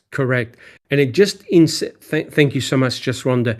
It really incensed me when I was reading this material, how guilters get really, really antsy the moment you mention victimology. And before I call you Jack 61, remember what Ken Kratz said when Buting was wanting to know about Teresa's past? Ken Kratz said, I wanted to get up and punch Buting in the face for mentioning something about Teresa's private lifestyle. And you need to ask those questions. And in actual fact, they even apologized in front of Teresa's parents for asking intrusion type questions. Jack 61. From my perspective, and this goes right along with the tunnel vision, they didn't want to know, Doc. And even if they did know, I'm sure this is part of the gentleman's agreement that Buting and Strang would not talk about it. I would bet, of course, we don't know the full contents of that, but I would bet on it. Correct. And it's very interesting, guys. I'm sorry for talking about this, but Mr. Kratz, in an interview, was very, very angry because they disclosed what the intimate sample was. Remember, guys, they did almost like a gentleman's agreement that they weren't going to talk about the intimate sample. And I remember listening to the podcast where Kratz was really upset. And you know what Ken Kratz thought was the intimate sample? A sex toy that Teresa Halbach had in her bedroom. And I made the comment, no, Mr. Kratz, it wasn't the vibrator or sex toy. It was the pap smear. That was the intimate sample. So isn't it interesting that Kratz got really upset because he thought Strang and Buting had disclosed that they had found a sex toy in Teresa Halbach's house. Jack 61. How could he not know that? Oh my God. Yeah. Oh my God. I'll shut up. Correct. And when Neverly said, Kratz said, this little girl, you knew what Kratz was thinking in his mind, right, guys? And it's remarkable the way they portrayed Teresa in court as this pure Christian, never did anything wrong or nefarious. She's 25 years old. She even traveled, believe it or not, Teresa Halbach even came to my country in Australia, right? She went to the Outback. I think she went at the Sydney Opera House. So she traveled a lot, like millions of people do, right? Nothing wrong with that at all. But the moment that Strang or Buting or any one of us want to inquire about her victimology, her past, who she hang out with, the guilters go bananas, right? Bananas. And Neverly, do you have an additional comment? Totally agree with you, Dr. Silkman. And maybe they should call it something else. However, that victimology, we know why is it done and why is it necessary, absolutely necessary, in order to find out what we said, the risks and whatnot, and who, what happened and why it happened, so in order to get it to who did it. Correct. But remember what it did to Stephen. They vilified Stephen, and we don't need to 100%. dissect that word or that definition of the word vilifying. They made a monster with 3 heads, 1 eye, total gargle of a person. A gargoyle. Goyle, Correct. yeah, 100% gargle of a correct. person. And then the opposite of vilifying, there's a term that's called deifying. In other words, you're whitewashing and presenting this victim as a godlike, Oh, correct. pure, Correct. innocent. And that's a tactic they use in courts in order to score points for the Correct. jury. You vilify the perpetrator and the accused, and you deify the victim. So the jury would Correct. get angry. So it's a tactic that Yes, they it use. is. And remember, guys, and everyone in chat, remember the photograph that they showed Stephen Avery right next to Teresa Horbach? Teresa Horbach, beautifully presented, smile, etc., and Stephen Avery looked like he just come from the bowels of cave. hell. Yes. Yeah, a cave. Yeah. Mad cave. Max. Yes. Yeah, and so hence that's a strategy used in court. Jack 61. Thank you, Neverly. Well, Jack you're 61. welcome. Yeah, before Cherie continues reading the list here, I just want to throw this scenario out. It's very short. Can you imagine Fallon and Kratz and even Gahn if it had come out in whatever motion or whatever before the judge, and maybe even the jury, that Teresa had this three-way or this not three-way, this tryst with Bradley Yes. Check Yes. in early 2005? They would have their heads would have exploded. Yes, and that and it's very interesting, Jack 61. But a lot of this stuff came out not in the trial, but in the pre-trial, right? Which goes to show the importance of having a look at the pre-trial, because that's when the good shit happened in the pre-trial. Absolutely, 100%. Yep, the pre-trial is just dynamite. I don't recall. Would you like to continue reading? Sorry about that. Okay. Look at everyone Teresa had been in touch with. 70 to 80% of people who are murdered by someone they know. Sexual relationships, boyfriends, ex-boyfriends should be in the suspect pool. Right? Now, that's all common sense, right? That's investigation 101. Jack 61, can we have a look at the next slide, please? Now, this is, so, everyone knows it. FBI profilers, that's investigation 101. Now, have a look at this. This is Ryan Hilliges, Teresa's ex-boyfriend. He's questioned during the pre-trial, right? Jack 61, would you like to be Buting? And I can be Ryan Hilliges. Unfortunately, we can't get Mystic Jinx in here to read Ryan Hilliges' part. I'm sure she would love to read it. So, Jack 61, would you like to read Buting? This is Buting questioning Ryan Hilliges, and I'll be Ryan Hilliges. Sure. All right. Question. And did the officers who let you in know that you had a relationship as a former boyfriend with the missing woman at that point? I don't know if anyone knew I was an ex-boyfriend of hers. I guess I never saw the relevance in it. Well, him being he's so evasive. Oh my God. He's so evasive. I think this is in his DNA, and we're talking about his character now and his personality. Yes. Yeah. He's done it on many, many, many, many occasions throughout this whole ordeal. All right. Now, let's think about this, right? Ryan Hilliges was Teresa Horbach's ex-boyfriend for about 5 years. There were rumors that Ryan Hilliges was very controlling, very domineering, and there were issues in their relationship. I believe that there was also a suggestion that Teresa Halbach didn't want to do a wedding because he was going to be there as well, which is very, very interesting. Ryan Hilligus was there on the Sunday night, saw Teresa Halbach at her computer. Ryan Hilligus cannot remember what time of day it was, whether it was nighttime or daytime, right? Ryan Hilligus went after Teresa Halbach disappeared. Ryan Hilligus went inside her bedroom, must have used her computer and cracked into her telephone records. Ryan Hilligus also inserted himself into the investigation by leading the search parties. And as a result of that, Ryan Hilligus had first-hand knowledge of what the investigators were doing, what law enforcement officers were doing, what their plans were. Ryan Hilligus, of course, was in Teresa Halbach's house with Scott Blowdorn. And to make matters worse, Ryan Hilligus was at the Avery salvage yard twice and likely denied. Remember when he spoke with Mike Halbach, when the two of them were together, thick as thieves, basically denied that he was at the Avery salvage yard. Now, the next bit is going to blow your mind. Jack 61, can we have a look at the next slide? So I think Mystic Jinx is correct.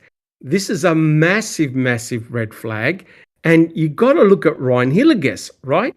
So Jack 61, would you like to continue doing the questions? And I'll be Ryan Hilligus. So this is Ryan being questioned. Absolutely, Doc. Okay, question. During this entire missing person period, that is, before the RAV4 was found, did the police ever ask you for any kind of alibi for October 31st? No.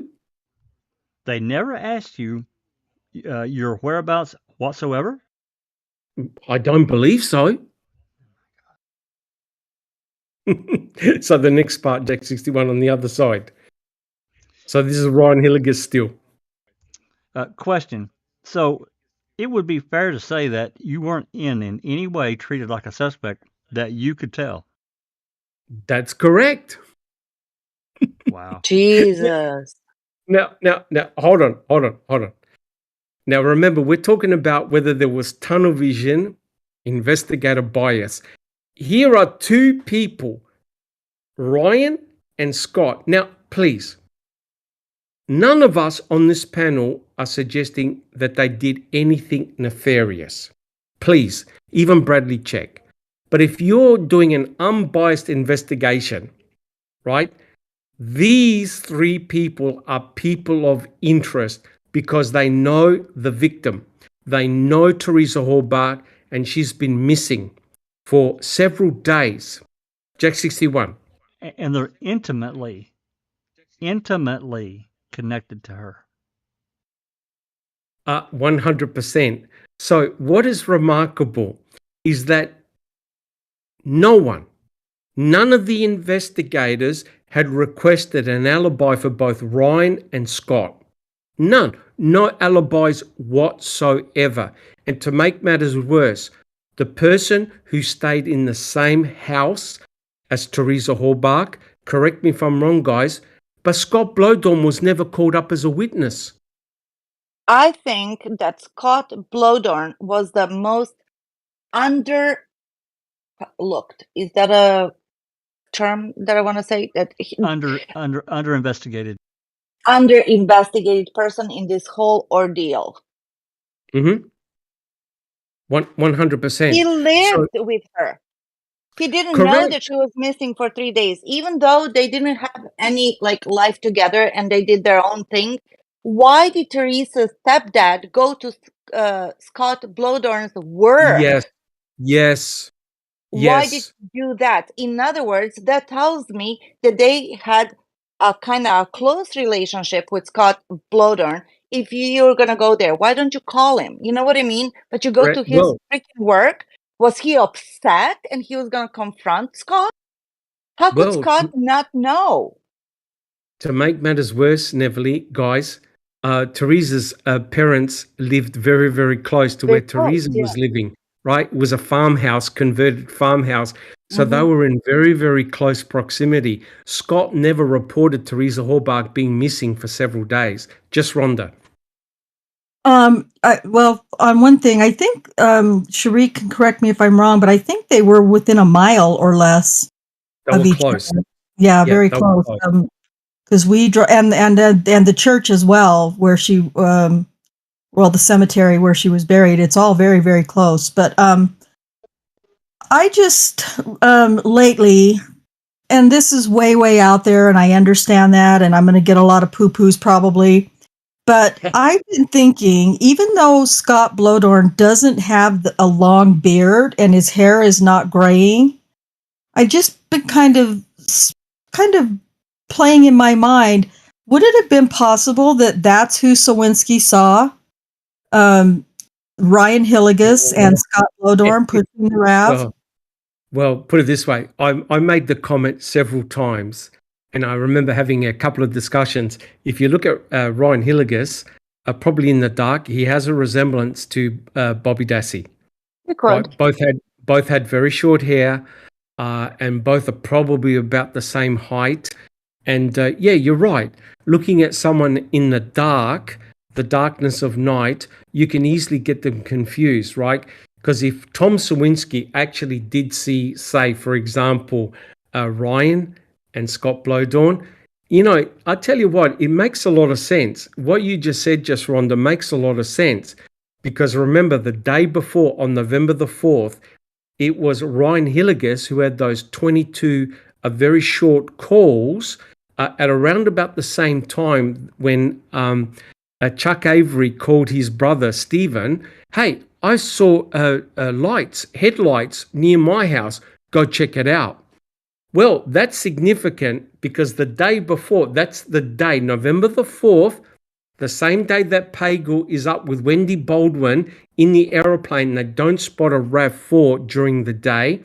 At nighttime, Chuck Avery, when he's going with Brendan Dassey to Marinette, or, you know, Crivets, eventually at Crivets, he sees these headlights behind him. What the hell are headlights doing there at about 7:30? That is the pit area, guys. That's where the RAV4 was discovered, right? So, just Rhonda, you could be 100% correct. 100% correct. And correct me if I'm wrong, Jack 61, didn't Remeka say in a phone call, yeah, I'm a little bit suspicious of Scott Blodorn, but he had his eyes down. He wasn't looking at the reporter. He looked very suspicious. Jack 61. Yeah, that was that same phone call where Remaker said that in his gut feeling was that Avery wasn't involved, but then the other officer, I can't remember if it was Herman or whoever it was, said, yeah, did you see that interview last night with the roommate? Yes. Yeah, he looked down the entire time. They really questioned that. That really raised their hackles. Yep, 100% correct. All right, guys, does anyone have any additional comments? Just Rhonda, that's a very interesting suggestion, what you just said. Neverly. And Ryan Blodorn, not that I blame him objectively, but he got lawyered up right away. Scott did? Yeah. Scott, yeah, correct. And I don't think they've spoken, either of them have spoken to Kathleen Zellner and her investigators. He went over there, and initially, as I recall, Scott Blodorn agreed, and then he got a representation, and that never took place, if my memory serves me right. Correct. So, guys, I think everyone on the panel and everyone in chat agrees. You got to put in the circle of potential suspects. Bradley Check, Ryan Hilligus, Scott Blodorn, but there's somebody else, Jack 61. Who else should have been included in that circle immediately? Before we move on to that, yes, I just checked the trial and pretrial records. He's mentioned 20. He's mentioned 20 times. Yes, he did not testify. Correct. You're talking about Scott Blodorn? That's right. Yeah, I couldn't find him anywhere, right? Yeah. So you imagine the chance of having Scott Blowdon on the stand. How was Teresa? What was her demeanor? Did you notice any change? Was there somebody constantly calling her? Nothing. Nothing. What would have cost them to put Scott Blowdon on the stand to find out? They're roommates. They're roommates, guys, right?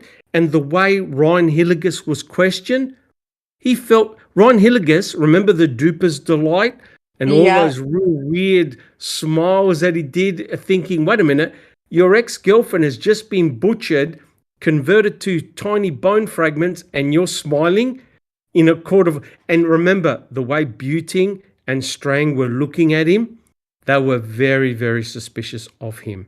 Unbelievable. Yes, All right, he guys. didn't remember if it was morning or night Morning when or he night. last saw her. He mentioned Correct. a cowgirl costume for Halloween, That's and he was correct. dropping off stuff, quote unquote. Yes. What stuff? Well, yeah, that's right. What stuff? They never got to the bottom of that. 100% correct. 100% correct.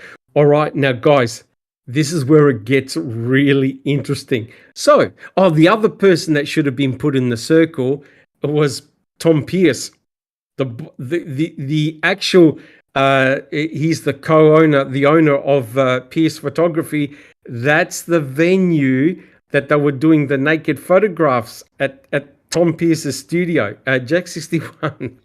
He absolutely should have been. And for those that don't know, I did a time study on that phone call that he made to Calumet County, and there's almost it's about 4 minutes and a few seconds that are missing if the timestamps are correct, Yes. which I have no reason to believe they're not.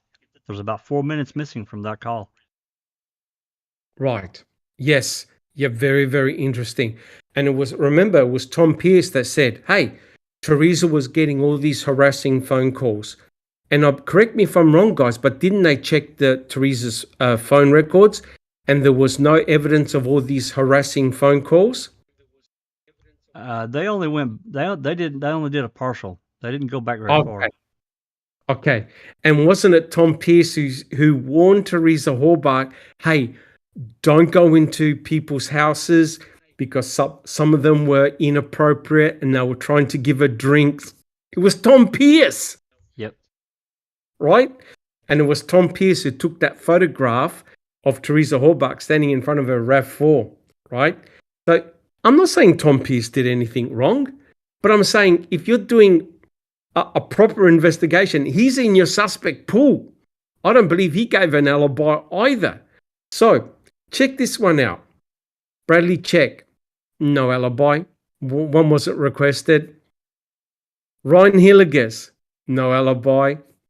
Scott Blowdon, no alibi. Tom Pierce, no alibi. So all these people involved in Teresa Hallbart, either intimately or non-intimately, no one got an alibi. So Jack 61, can we have a look at the next slide, please? So to me, this is where it really, really starts, right? This is slide 12N. 12N. So it's the one with that's got Stephen Avery. You've got slide 12. It's slide 12N. Do you have that one, Jack 61? I'm sure I do. Just a second. It's in the new batch that I'd sent you. We'll just wait for that. It's the next one. Oh, it's the next one. It's the one that says why the immediate focus on Stephen Avery. 12N. We'll just wait for that. Yeah, okay. I got it. Beautiful. We'll just wait for that. This slide here comes much later on. So this is the initial batch of slides, 12N. Well, I don't know why it's not changing, but it's not. Just a second. Yep, no hassles at all. Technical difficulties. No problems at all. It's in the batch that I'd sent you, I think it was yesterday, Jack 61. Yeah, these are all in the same folder. I don't know why it's not coming up, but I'll correct it. It's a picture of Stephen Avery with a microphone. Yep, correct. So quite clearly, you've got all these other males that was spoken to. Bradley Check was spoken to on November the 4th. That was a massive red flag. They spoke to him, and an alibi wasn't requested. Quite clearly, an alibi wasn't requested from Ryan Hilliges nor Scott Blowdawn. I don't even believe Tom Pierce gave an alibi as well. And it was that's the one. It was Tom Pierce that called Karen Hallbach, right, guys? So where's your daughter? It was Tom Pierce that did that. Jack 61. Oh, sorry. I didn't. I don't have anything. Yep, no worries. All right. So now, guys, this is where it gets interesting. So the question has to be asked. You've got all these other guys in Teresa Hallbach's life. None of them gave alibis. None of them were really suspects at all. So the question is, why was an immediate focus on Stephen Avery on November the 5th? On November the 5th, the day the RAV4 was found by Pam Sturm and Nicole Sturm. And remember what Dennis Jacobs said. Is Stephen Avery in custody yet? So let's have a look at this. So Jack 61, can we have a look at the next slide, please? Now, buting that slide 13N. You got you've got unfortunately got the wrong batch there, Jack 61. No, that's the one. That's the one. Perfect. Perfect. It's Neverly, do you see that slide? Give me 1 second. I think I can fix this. Let me see. 13N. Hey guys, give me 10 seconds to correct this. I think I can fix it where they'll be in order. Oh, beautiful. I apologize. It's the numbering. Not at all. Not at all. It's my fault, Jack 61. I think I sent you over 300 slides. It was a few. It was a few. I can read it off the screen.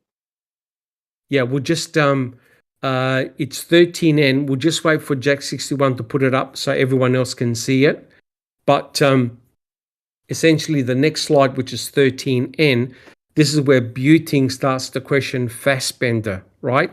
Now remember, Buting and Strang, they've got access to the majority of the documents, and they want to find out why Stephen Avery was effectively suspect number one from day one, right? Guys, does anyone have any comments, or are there any questions in chat? Do we have any questions in chat? We're on 13N, is that right, Doc? 13N. Yeah, 13N. I think I've got them corrected, and they should appear in proper order now. Awesome. Okay, give me just 1 second to turn it back on. Yep. No problems at all. There we go. All right. Neverly, do you see it now? 13N? Mm-hmm. All right. So this is Buting questioning Fassbender. Let's go for it. Am I still muting? Question. You can be Buting, and Neverly, if you could read the answers, which are in blue, that's Fassbender. Okay. All right. Let's go for it, guys. Question. Well, you sent the first item to Mr. Avery's because you said that was the obvious place to start. Based on several reasons. All right. Let's look at those a little bit. I think right before that, if I recall, you said that Mr. Avery was not the only person being investigated. Correct. But that you felt that he was the most obvious place to start. I had to pick a place to start. The person... The next one is 14N. The person last saw that person alive was a pretty logical place to start. But you have done many homicide investigations over the years, right? That depends on what you term as many. I'm not going to say I have done hundreds of homicide investigations. But you've done enough. You know about certain patterns. For instance, often the most obvious suspect in a homicide is a spouse. You look at the spouse, right? Yes, the people we love the most. Or you look at a boyfriend or an ex-boyfriend, don't you? Yes. Or how about a roommate? Yes. How about a roommate who doesn't report the victim missing for 3, almost 4 days? Yes. That would be somebody you would want to investigate? That's a possible area to look at. That would be somebody you would ask for an alibi?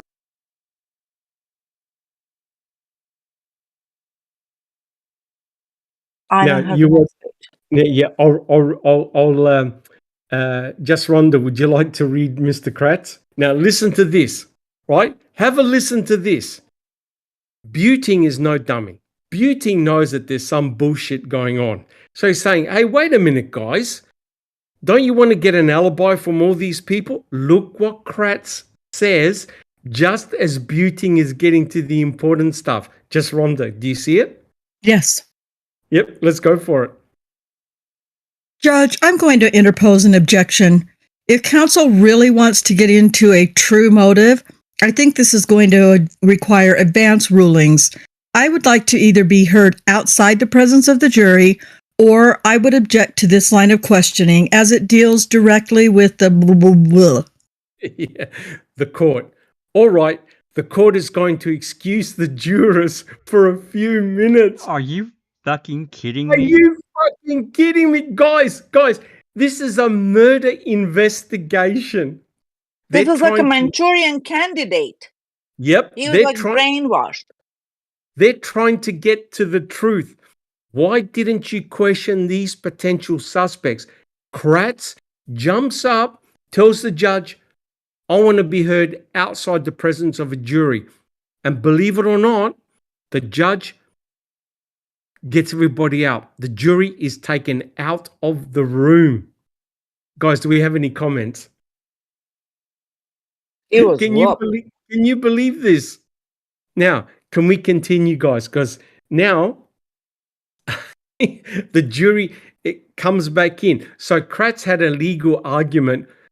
Judge, this is like a third person, a third party, the Denny, right? So they obviously couldn't go down there. Jack 61.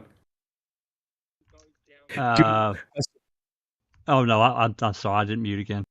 All right. So I'll be the court. You may be seated.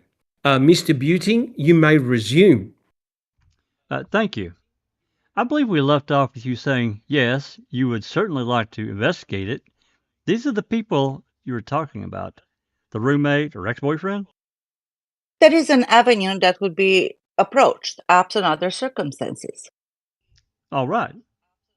And you wouldn't also want to, so you don't miss anything, as you said, investigate an employer who doesn't report an employee missing for 3 days? Oh my God. In relation to the employer reporting related to this case? Yeah, this case. That would be something you would look into possibly, yes. All right. But at any rate, you decided that the first place you would start would be Mr. Avery's trailer residence. Based on information that I had, yes. Right. Oh my God. Absolutely red flag. Oh my God. I'm reading this stuff thinking, hey, did you ask for an alibi of Bradley Check? Nope. What about an alibi for Ryan Hilligas? Nope. What about Scott Blowdorn? Nope. What about Tom Pierce? Nope. Now, guys, don't you see? Fassbender gave lip surface. He goes, yes, you would investigate. Yes, you would. Right, Jack 61. Yes, you would look at that. Tell me, yes or no. Did they look at anybody else apart from Stephen Avery? I don't recall. Yes or no? Did they seriously look at anybody else? I don't recall. No, they did not. Jack 61. No, it was a complete drive-by on all of them. Just Rhonda. Not at all. Yep. Neverly.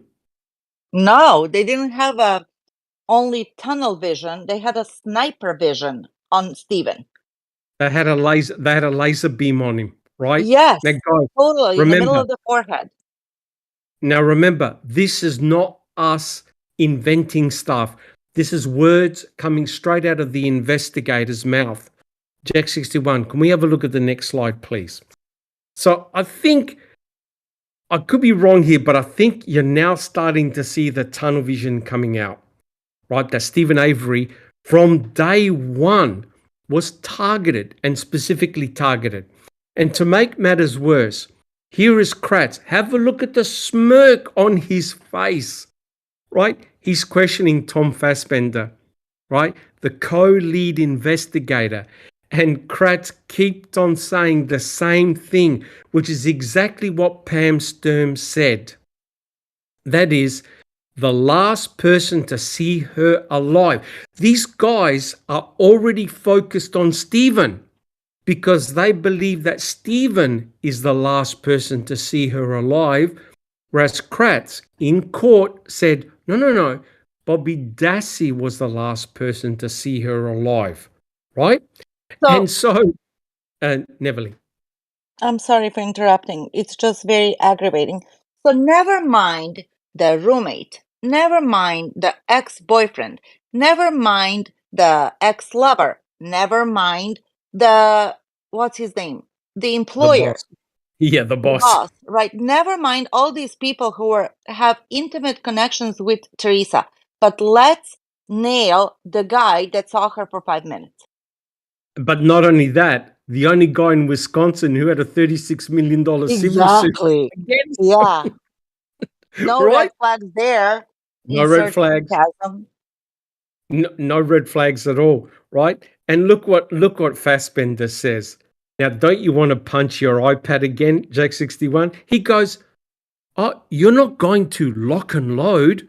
You're there to find the truth." Guys, yeah. He wasn't there to find no damn truth, liar. No. And don't forget, Tom Fassbender was in charge of what the cadaver and scent dogs did, right? So that's keep that in the back of your mind. And Buting goes, and I quote, "The police never investigated anyone who was close to her." And guys, you have to agree, that's 100% correct, right? And there was, Neverly. And never mind that the prosecutors and the law enforcement work hand in hand. They didn't Correct. Fassbender wasn't there to testify for Stephen's benefit. He was Correct. against him. And of course, this is a playbook with questions and answers. They're just hitting the points. It's a theater. The court proceedings is just a theater.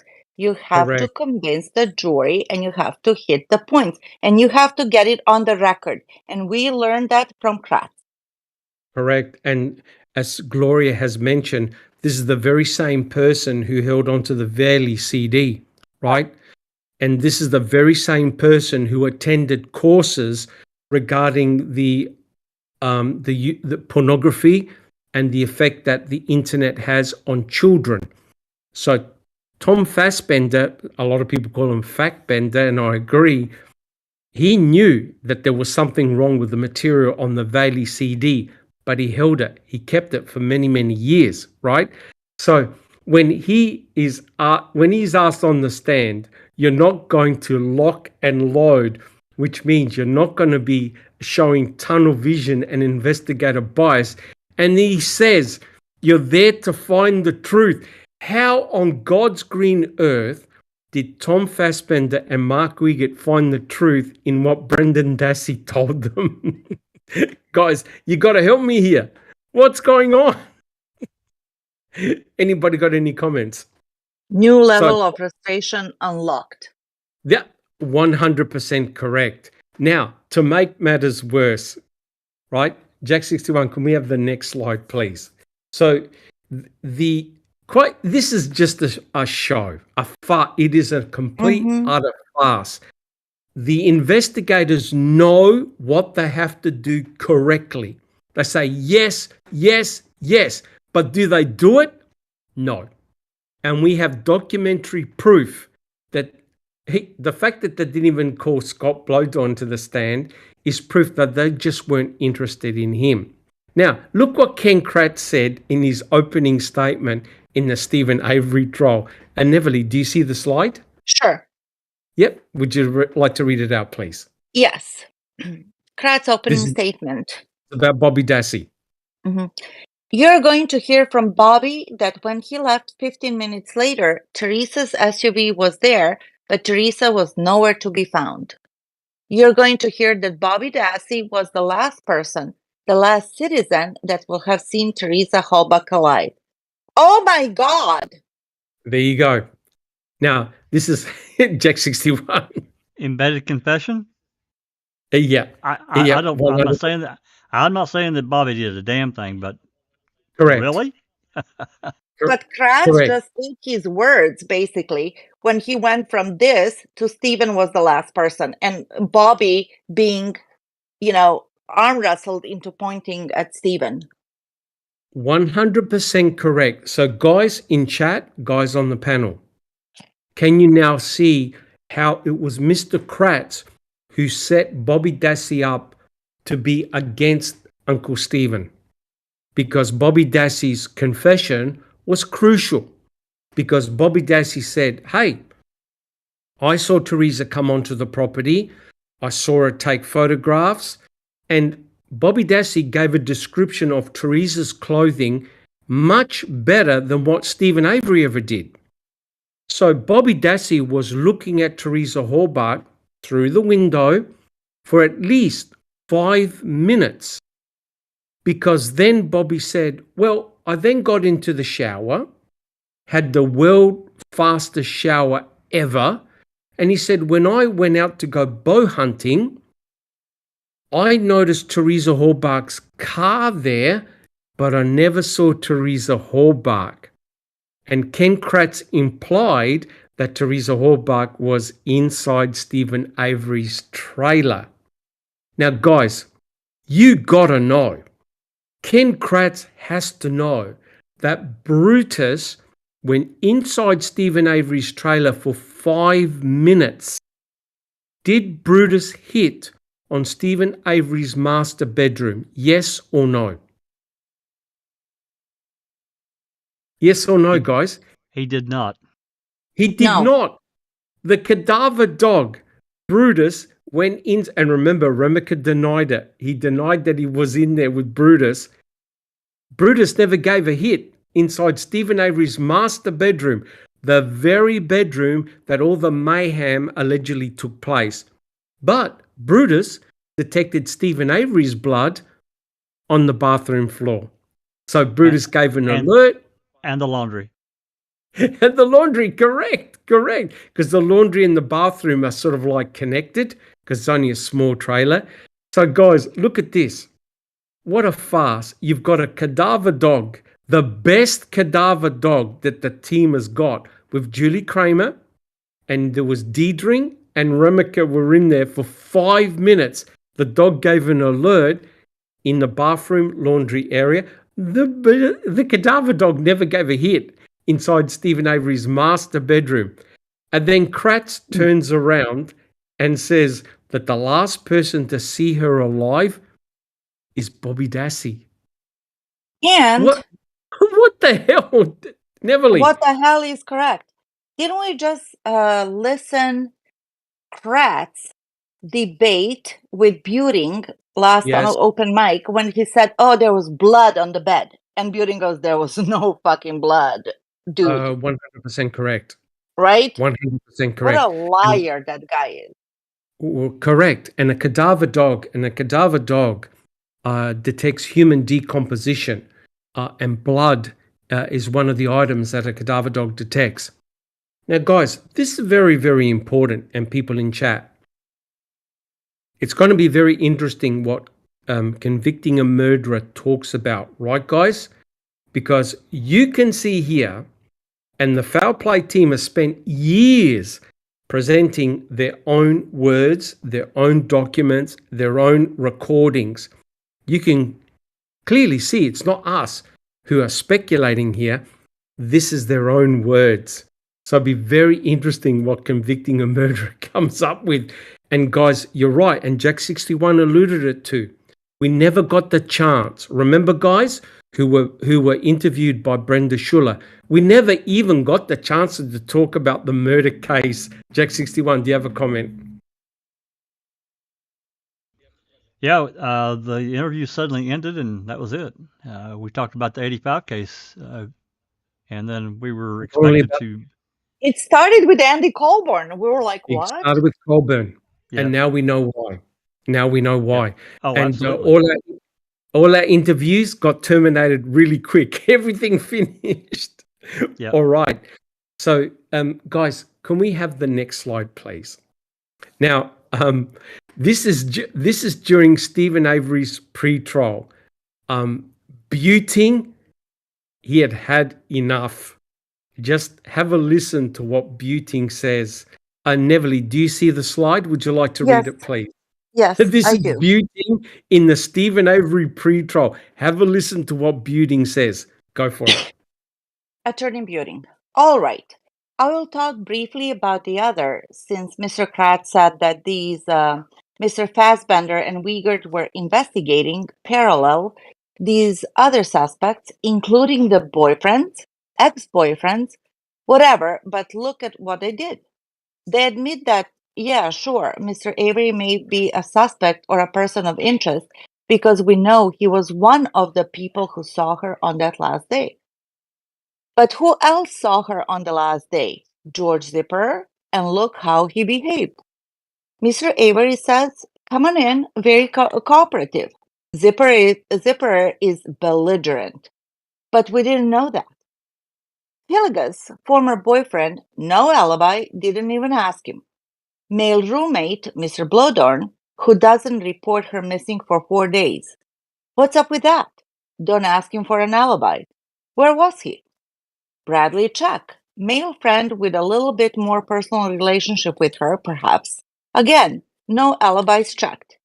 Mr. Pierce, an employer who never bothers to report her missing for 4 days.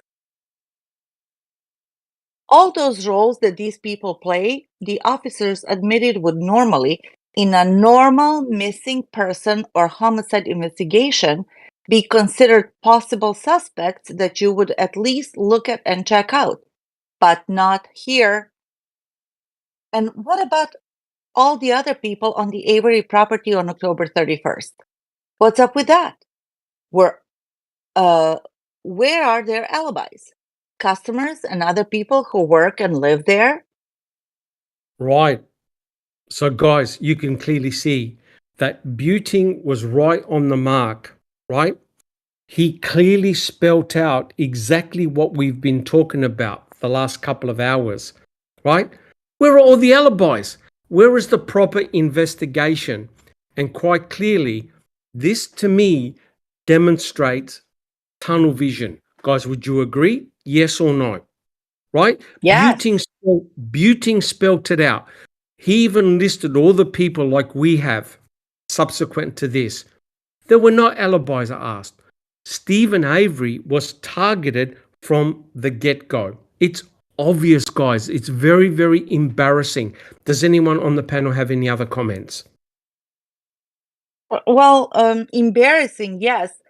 But what's mind-boggling is that here we go. Kratz pounded into everybody's head that Stephen was the last person. And we know that there is a report, I forgot by whom, who said that Teresa, you know how Bobby said that he saw Teresa walking towards Stephen's trailer? That it wasn't freaking Teresa, it was Stephen. He was going towards his own trailer. Big deal. But they switched that. Jack 61 had mentioned that in a report. That's but they switched it, and that was a game changer right there. Well, he was he was interviewed. This is Bobby on November 21st, I think, 2005, by FOIA's investigator, and Bobby told them that he saw Stephen walking towards his trailer. It's a one-word change. It's a one-word change. Mm-hmm. But significant. A game changer. Yep. And Bobby Dassey was interviewed later on, and he said, I didn't even pay much attention, right? And, you know, we we had discussed this actually on Discussing a Murderer.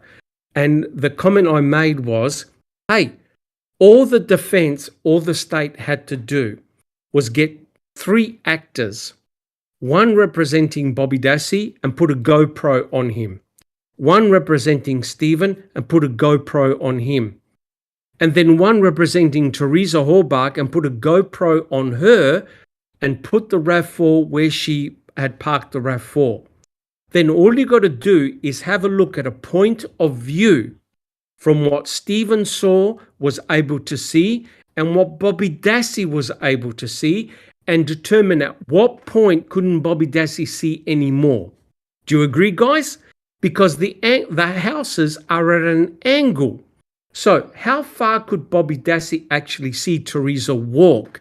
Did he just see her in the periphery of his eye? Say, oh yeah, she started to walk towards Stephen's trailer. But Stephen's trailer is not 2 feet away from where Teresa Hallbach was. Stephen's trailer is a sizable distance to where the brown van was, the Dodge van. So Bobby Dassey could have just seen Teresa turn around and take 2 or 3 steps and then couldn't see her anymore, right? Stephen encountered Teresa Hallbach. Teresa Hallbach could have been sitting in her car when Bobby Dassey left. And why are we taking Bobby Dassey's word as gospel? That's another thing. The state has to. Well, yes, but I'm sorry, Dr. Silkman, but here we go. We just read 15 minutes ago that Kratz himself said that you're going to hear that Bobby Dassey was the last person that saw Teresa alive. Correct. That's right. Correct. But, you know, there's another part of that angle you were just talking about, because it is kind of a severe angle. So if Bobby came out and Teresa was in her RAV, and, you know, her not being that tall, didn't see her head or her side body in the driver's seat, he might not have seen her at all. She could have just been sitting there in her car. And she might have squatted down to pick up something, to tie her shoes, whatever. Correct. And Bobby Dassey said, I didn't pay much attention, right? Think about it. He's a young man. He wants to go bow hunting, right? And look, you don't know, because Stephen said, hey, I saw Teresa Hallbach leave. She turned left on Highway 147. You don't know whether Bobby Dassey had stopped at the shop, talked to his uncle, did anything. You don't know, because Stephen Avery didn't say that he saw Bobby Dassey's blazer. He said he saw Teresa Hallbach, right? Bobby Dassey could have already gone. By the time Stephen came out, Bobby Dassey had already left, and then he saw Teresa Hallbach leave the property. But guys, that's the critical thing. He said that he saw her leave. If he sees Teresa Hallbach leave, he cannot be the killer. You understand, guys? That's how significant that finding is, right? Jack 61, the other comment. Yeah, sorry, Neverly. Yeah, but remember what Kratz said in MAM? Yes, I coach my witnesses. Coach. It's more like, here's what you're going to say and memorize it. Correct. That's how my feeling, speculation, of course. Correct. And Kathleen and Mystic Jinx and others have said in chat, yes, they did do a reconstruction. Kathleen Zellner did a reconstruction. In MAM too, yeah. In MAM too, but it didn't go far enough. What they needed to do was a split view and have Bobby Dassey's point of view and Stephen's point of view on all the time, and determine when Bobby Dassey no longer could see Teresa Hallbach, right? So and they're right. He was in the dining room, kitchen area, and there was a table in front of the window, which goes to show what could Bobby Dassey actually see. But Bobby Dassey could definitely see Teresa drive away, right? We even did a reading with the crew, step by step.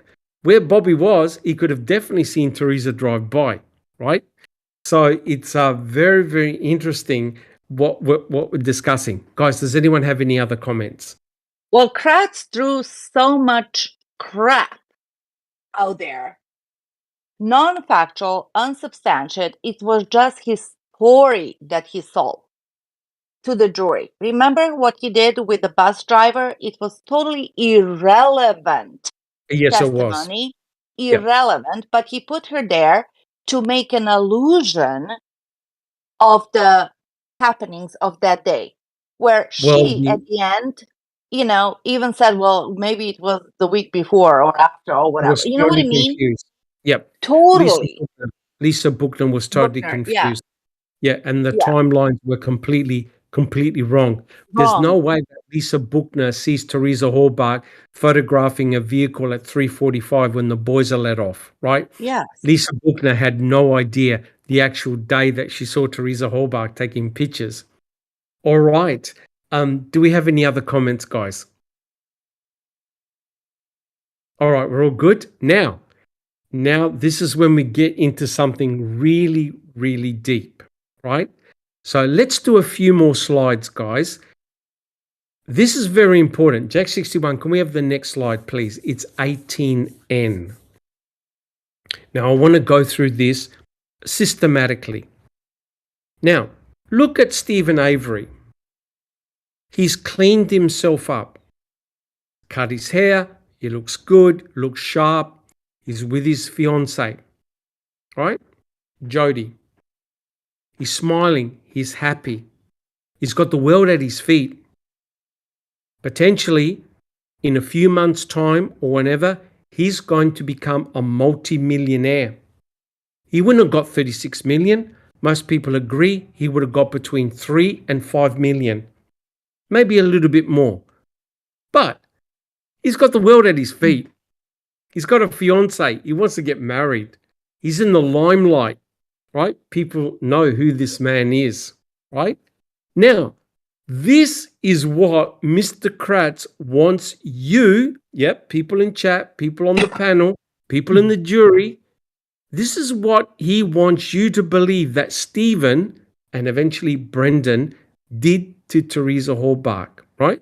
So they never showed this picture in court, him happy, smiling, cleaned up, got his act together. Oh, no. They showed him looking like he had just come out of a cave, right? So Jack 61, can we have a look at the next slide, please? So what Mr. Kratz was trying to sell and convince people is that Stephen Avery, now notice the word, targeted Teresa Halbach. He targeted her. Not that the investigators targeted Stephen. Stephen Avery targeted Teresa Halbach. And he said that he had lured Teresa Halbach on the property in order to kill her. But there are multiple problems. And one of the problems is there's a paper trail that leads directly to Stephen Avery. Right, guys? He even phoned up. And the sign, Avery Salvage Yard. Yeah. Correct. Avery Road. Yeah. Yep. So there is a paper trail. Now, Stephen had Teresa Halbach's personal cell phone number. Correct, Jack 61? Teresa Halbach had been on the property many times, did photo shoots. She even gave him her personal phone number. And notice what Bradley Check said. She never said there were any hassles with photo shoots at the auto salvage yard. Bradley Check even said that. Right, guys? Right? He did. Right? They're trying to give the impression, Stephen Avery came out in a towel. So, this is nefarious. And remember, Tom Fassbender, what Kratz said in his book? When they searched his trailer, they found a picture of Stephen's erect penis and said, that's the day that Teresa Halbach came over. So notice they're trying to make Stephen into a sexual deviant. Right? So Kratz is saying, no, Teresa Halbach was lured onto the property. Now, there's a paper trail that leads directly to Stephen. How long do you think it would have taken the investigators to knock on Stephen's door? Well, they did. Colburn was there. Jack 61, do you have a comment? Colburn was there on the 3rd. Jack 61. That's exactly right. And didn't detect anything, didn't know. He didn't even write a freaking report for 7, 8 months, whatever the hell it was. Till, what was it, July? Yeah, July or August of 2006. Yeah. Yep, and correct. Stephen let him in without a search warrant or anything. He says, sure, coming in. Correct. Correct. So there's a paper trail. But guys, the Avery salvage yard, is that a public or private place? Can anyone come onto the salvage yard and buy car parts? Check Absolutely. 61. Absolutely. They, that they had a pretty, I won't say, they weren't multimillionaires, but they had a relatively thriving business, selling old car parts. Guys, Organized. anyone could come in. And Teresa Horbach, the state is saying, alleged, died in the middle of the afternoon, was murdered in the middle of the afternoon, right? You've got Mama Avery there, who brings the mail to Stephen. You never hear Mama Avery saying anything nefarious going on. You've got Bobby Dassey, who is next door. Next door. They asked, remember Jack 61, they asked Bobby, did you hear any screaming? Any people calling for help? Bobby said, no. You got Bobby Dassey next door. You've got Blaine. You've got Brendan Dassey coming home from school. And Brendan, as we discover, actually goes over, and poor Brendan, despite him saying, I never did anything, eventually walks into the bear trap and is now sitting in prison for just words. You've got Chuck. You've got Earl working around the property. They're going to hear gunshots. And Chuck Avery said, if there were gunshots, I would have heard them. Right, Jack 61? He said that in a very early interview.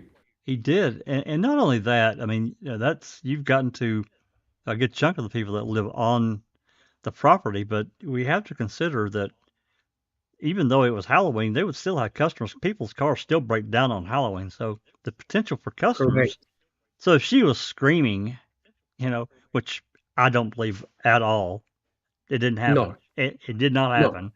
This is a theatrics that Kratz made up. But somebody would have heard something. There's no doubt in my mind. Well, And no then question.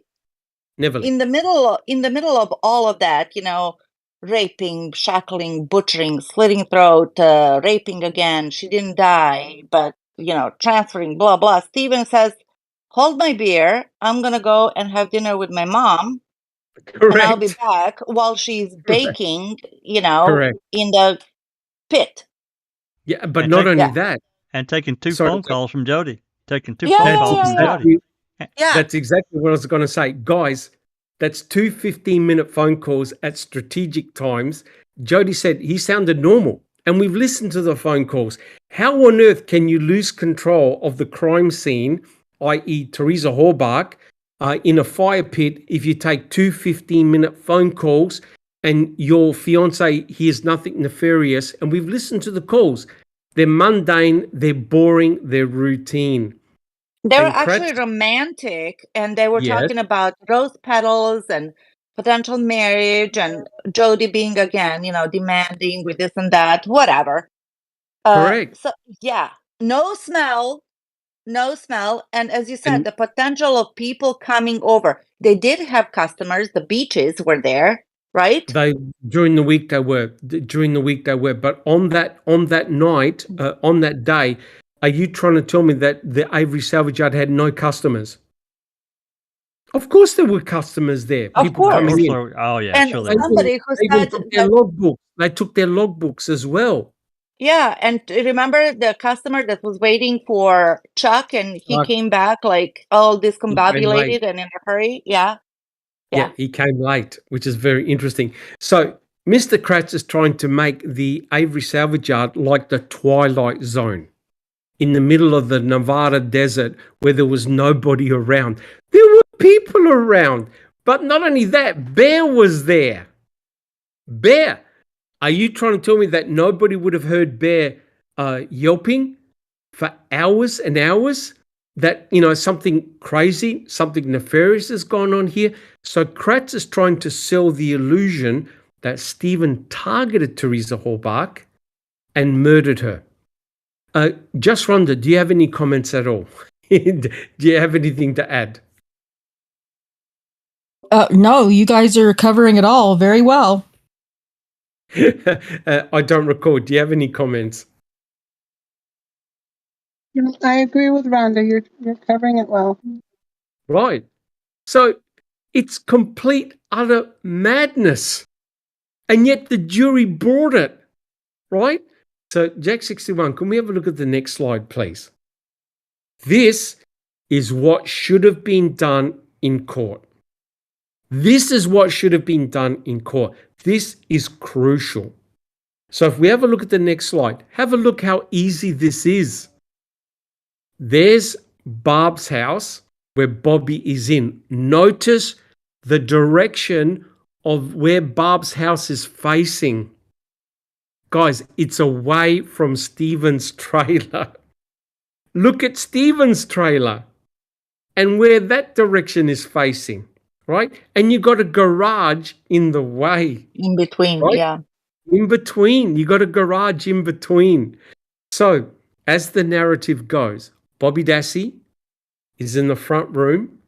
Stephen is in his trailer because he rings up Teresa, but then the call doesn't go through. Have a look where Teresa Horbach was standing, right next to the brown van, the Dodge van. From where she was, Bobby can see her. Stephen can see her. But guys, can you now see the distance that Teresa had to walk to get to the trailer? Right? And there's got to be a position where Bobby can't see Teresa. Guys, do you agree? Yes or no? There's got to be a point where Teresa goes that there's no freaking way that Bobby Dassey can see her. Do you guys agree? Yeah, that garage, the garage provides a blind spot, actually.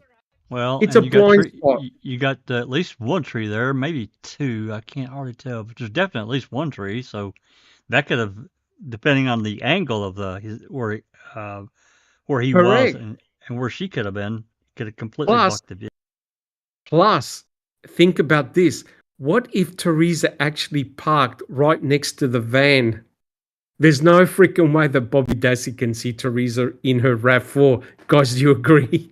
Because the RAV4 is right next to the bloody van. That's right. Right? And that's what Stephen said. He parked right next to the van, got out, took pictures, took the serial number, and she started to walk towards the trailer. Stephen came out, encountered Teresa. They went back to the RAV4. She gave him a book, and we know she gave him a book because it's in front of Stephen's computer. So remember Loof, the scent dog, wanted to go in the house because Teresa had handled the Auto Trader magazine. Her scent was on the book, right? And notice Brutus never hit on the book because the Brutus only detects human decomposition. Right? So there was no blood on it. Nothing. So if Bobby Dassey goes, well, I saw Teresa walking towards the train, he could be telling the truth. He could be telling the truth. What he never saw was the encounter. And if Stephen went back to his trailer, Teresa went in her RAV4. When Bobby came out, look where Bobby's house is. Look where the Blazer was. The Blazer was directly in front of the house. So if he took the road to go out, Teresa Horbach was probably still in the car behind him, right? Bobby wasn't interested in the RAV4. He was going bow hunting. So from a simple misunderstanding, Bobby becomes the star witness against Stephen for nothing. Jack 61, do you have a comment? Anybody have a comment? I think you explained it pretty well. I mean, there could have been a point there he just couldn't have seen her. And as he said, he wasn't paying that close of attention to it. No. So, guys, can you see that the defense lost an incredible opportunity to say, okay, guys, we did a crime scene reconstruction here. Bobby Dassey can only see a certain distance, and that's it. And I know this is going to blow your mind, but this is what the FBI did in the JFK assassination case, where one of the witnesses who said that he saw Oswald that morning go inside a car, they did a reconstruction and said, bullshit, The person standing in this position could not have seen this event. So could you imagine how powerful this would have been if they'd done a simple reconstruction to say, Your Honor, Bobby could have only seen this angle. He could not have seen from this distance to that distance where the encounter took place. Yeah, Do you know they what I did mean? that report. How many pages was the report? Like 700 pages or more? Oh, Six, yes. 700 pages, and Yes. nobody stated that. That's 100% correct, right? So a little simple experiment could have exculpated Stephen, cleared Bobby Dassey. Do you understand? A simple experiment could have exculpated both of them. And today we wouldn't be having all these arguments, semantic arguments about Bobby Dassey and Stephen Avery. Jack 61. Yeah, it would have been a very short reconstruction. Would have been easy to have done. Boom. Yeah. And guys, they never allowed the jury to go out there to stand in the position where Bobby was, stand in the position where Stephen was. Huge mistake. Yeah, just a simple little experiment and it could have cleared both of them, right? But that never happened. So Jack 61, if we can have a look at the so did you find that slide very useful, this one here? Because once you see it, go, oh my God. What do you think, guys? Absolutely. Oh, yes, definitely. People in chat, did you think that was a clear explanation? Did that slide, was that useful for you, right? Now, if I could do it, why couldn't it have been done in court, right? A simple little explanation, boom, it could have cleared both of them. So Jack 61, if we can have a look at the next slide. So what we'll do a couple of more slides and we'll call it halt to the podcast, all right, guys? I don't want to rush it. This is very, very important. So quite clearly, I'm sorry, but the discovery of the RAV4 by Pam and Nicole was absolutely crucial in setting Stephen up. Do you guys agree? No RAV, no case. Do you guys agree? 100% agree. And they had to get the civilian searchers on there because they didn't have grounds to get a warrant. 100% correct. Now remember, one day before, right, Just Rhonda, right, I don't recall, right, Neverly, one day before Pagel was up in the air in an aeroplane, they flew 15 to 20 minutes over the Avery salvage yard. They never could see a RAV4. They knew what they were looking for. They never saw it. Yet one day after, Pam and Nicole Sturm walk literally directly to the RAV4, all hell breaks loose. And Jack 61 made a very important point. Law enforcement simply couldn't walk onto the Avery salvage yard. They needed a private citizen to search the Avery salvage yard and encounter the RAV. Now, which is exactly, sorry for interrupting, what Pam Sturm said. She was a concerned citizen and she wanted to go there. It was her idea. So, correct. Convenient much? Now, one important point here. Would you consider, I'm going to go around the panel and I'm going to ask people in chat, would you consider this vehicle well hidden? I don't recall. Yes or no, and why? Do you consider the RAV4 well hidden? Yes or no, and why? No, it doesn't look well hidden at all. I can't see very many of the other cars in this picture, but I know that they don't have that stuff on them, so it kind of makes it stick out. Yep. Thank you. I don't recall. Jack 61, well hidden or not, and why? Absolutely not. It's got all this shit all over it. It calls attention to itself because we have seen, other photos, other salvage yards, and the thousands of cars. And on top of that, that gigantic Toyota RAV4 spare tire cover on the back. Yes, which will show. So it's obviously not well hidden. Yet you'll hear in an interview and we'll play it later, that Kratz saying, oh, he hid all the evidence, including the RAV4. He hid everything because he didn't want prosecution. Just Rhonda, well hidden, yes or no, the RAV4? No, it's actually more obvious because of the attempts at trying to make it well hidden. It looks even more obvious to me. Yep. Thank you, just Rhonda. 100% agree. Neverly, well hidden, yes or no? Not well hidden, attention seeking, whatever, display of branches and whatnot. And as we said, the ginormous RAV4 cover of the spare tire, and look at all the other cars around. None of them were covered by anything. So it sticks out like a sore thumb. And not only that, this was the only car that was double parked on that stretch. Yes, in the wrong It's direction. double parked. Yeah. And Correct. probably the only newer car. 100% correct. If this is an attempt to hide the RAV from prying eyes, then Stephen Avery deserves to go to prison.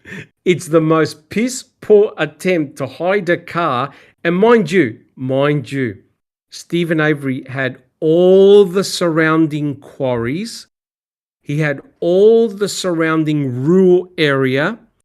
And he also had access to petrol and a flare to torch the vehicle.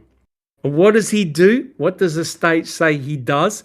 He leaves it there on his brother's property and his parents' property, out in the open, where anybody casually walking for a car part can discover, including Earl, who works around that area, Chuck, Mama Avery, Papa Avery, anybody walking through the salvage yard can say, jeepers, what's this newish RAV or vehicle doing here amongst all these junked vehicles? And, oh my Lord, there's some items around it.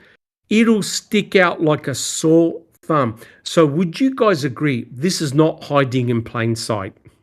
Right? This is not hiding in plain sight.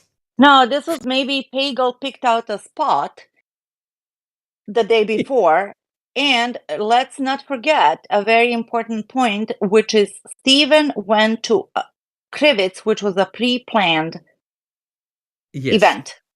Yes. Yeah, because they would have been monitoring their calls. Let's.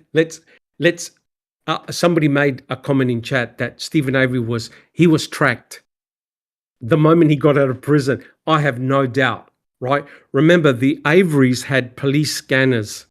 Right? Yeah. Now, remember, they're trying to make it nefarious. Think about this. They're a junkyard. They hear when there's a crash.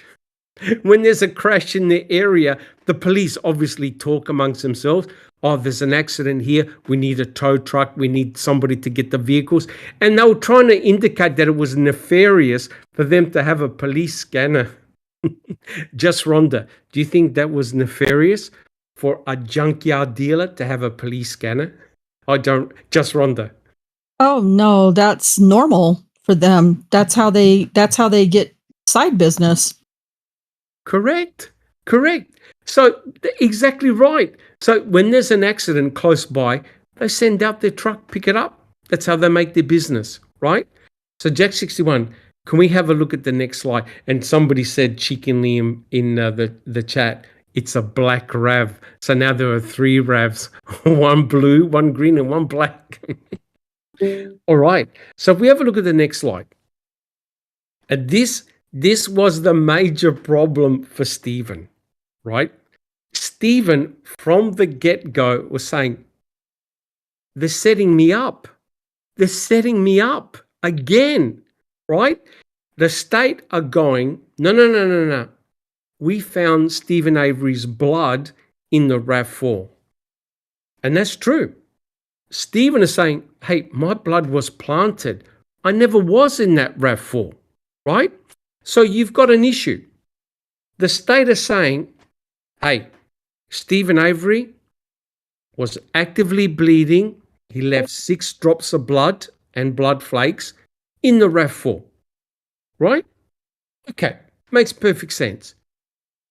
And you can see the blood shown there by the red arrow, right? The one that looks like it's been swabbed or placed on by swabs. And that particular spot was swabbed 3 times, once by, I think it was Groffy, and twice by Cherie Cohane, right, guys? So that drop, that blood, look at the smear pattern. It was swabbed 3 times, right? So the state is saying, oh, no. Stephen bled. He was actively bleeding. But there's a problem, right? And the problem is, when they looked at the RAV, they didn't find any blood on the steering wheel. You need the steering wheel to drive it. The gear shift lever, you need the gear shift lever in order to change gears, put it in park, reverse. The handbrake lever, right? The exterior door handles, they swabbed them. They didn't find any of blood or Stephen's DNA. The interior door handles, where they found Teresa Horbach's touch DNA, but not Stephen's. The rear cargo door latch, except there's A23, Jack 61. Do we know who A23 belongs to? All we know is it's a male, and that's it's just a partial profile. Just a partial profile, and it doesn't belong to Stephen. And Cohane never mentioned that it belonged to Brendan Dassey either. So we've got an unknown DNA sample on the back door latch as blood. So someone was bleeding, and it wasn't Stephen, right? There's no blood on the hood lock release lever. The hood latch, the hood supporting rod, the battery cables, the terminals, both number plates. No blood, and the RAV4 spare key and the lanyard. So somehow the state are trying to say Stephen Avery was actively bleeding, but he must have been selectively actively bleeding. Neville, do you have a comment? Well, Stephen also admitted from the get-go that he leaned on Teresa's car while she was getting the magazine or while they were exchanging money or whatnot. On the door. Yeah. So he was very upfront about that. And they didn't even mention it much about it because they were focusing on the stupid blood smear near the ignition. Correct. Which looks ridiculous. It looks very, very suspicious. Opposite of gravity, that's for sure. Oh, correct. It was definitely swabbed. In fact, it was swabbed 3 times. Thank you, Neville. Jack 61. I want to make a comment about what Kratz said in this recent interview. He said that Avery, get this shit, he said that Avery leaned in from the passenger side door and undid the hood latch. From the passenger side door to the hood latch, which is to the left of the... I couldn't believe he said that. Because he's so long and slim and limber. He'd have to be 9-10 feet tall to have done that, pulled that shit off. 100% correct. And it's really interesting that now Kratz and the state realize that their scenario of Stephen actively bleeding while driving the RAV is complete, utter bullshit. So you now know what Kratz is peddling. Oh, no. Stephen actively bled after he parked the RAV, which is an admittance that what they presented in court was total bullshit. Not only that, what Brendan Dassey said that him and Stephen did is total bullshit about driving the RAV. So how on earth can you only have 6 drops of blood belonging to Stephen in the front of the RAV, no drops of blood belonging to Stephen on the ground or around the RAV, only 6 inside the RAV? And Kratz is now saying, well, he was actively bleeding after he parked the car because he knows his scenario is 100% wrong. Jack 61, what do you reckon? He now has changed tact. He absolutely did. For him to come along now, I mean, here we are in 2023, and make such a outlandish statement that Stephen leaned in and pulled the hood latch from the passenger side. Yeah. Yeah. Is he on crack? I mean, I'll just say his own words to get back against him. Are you smoking crack or what?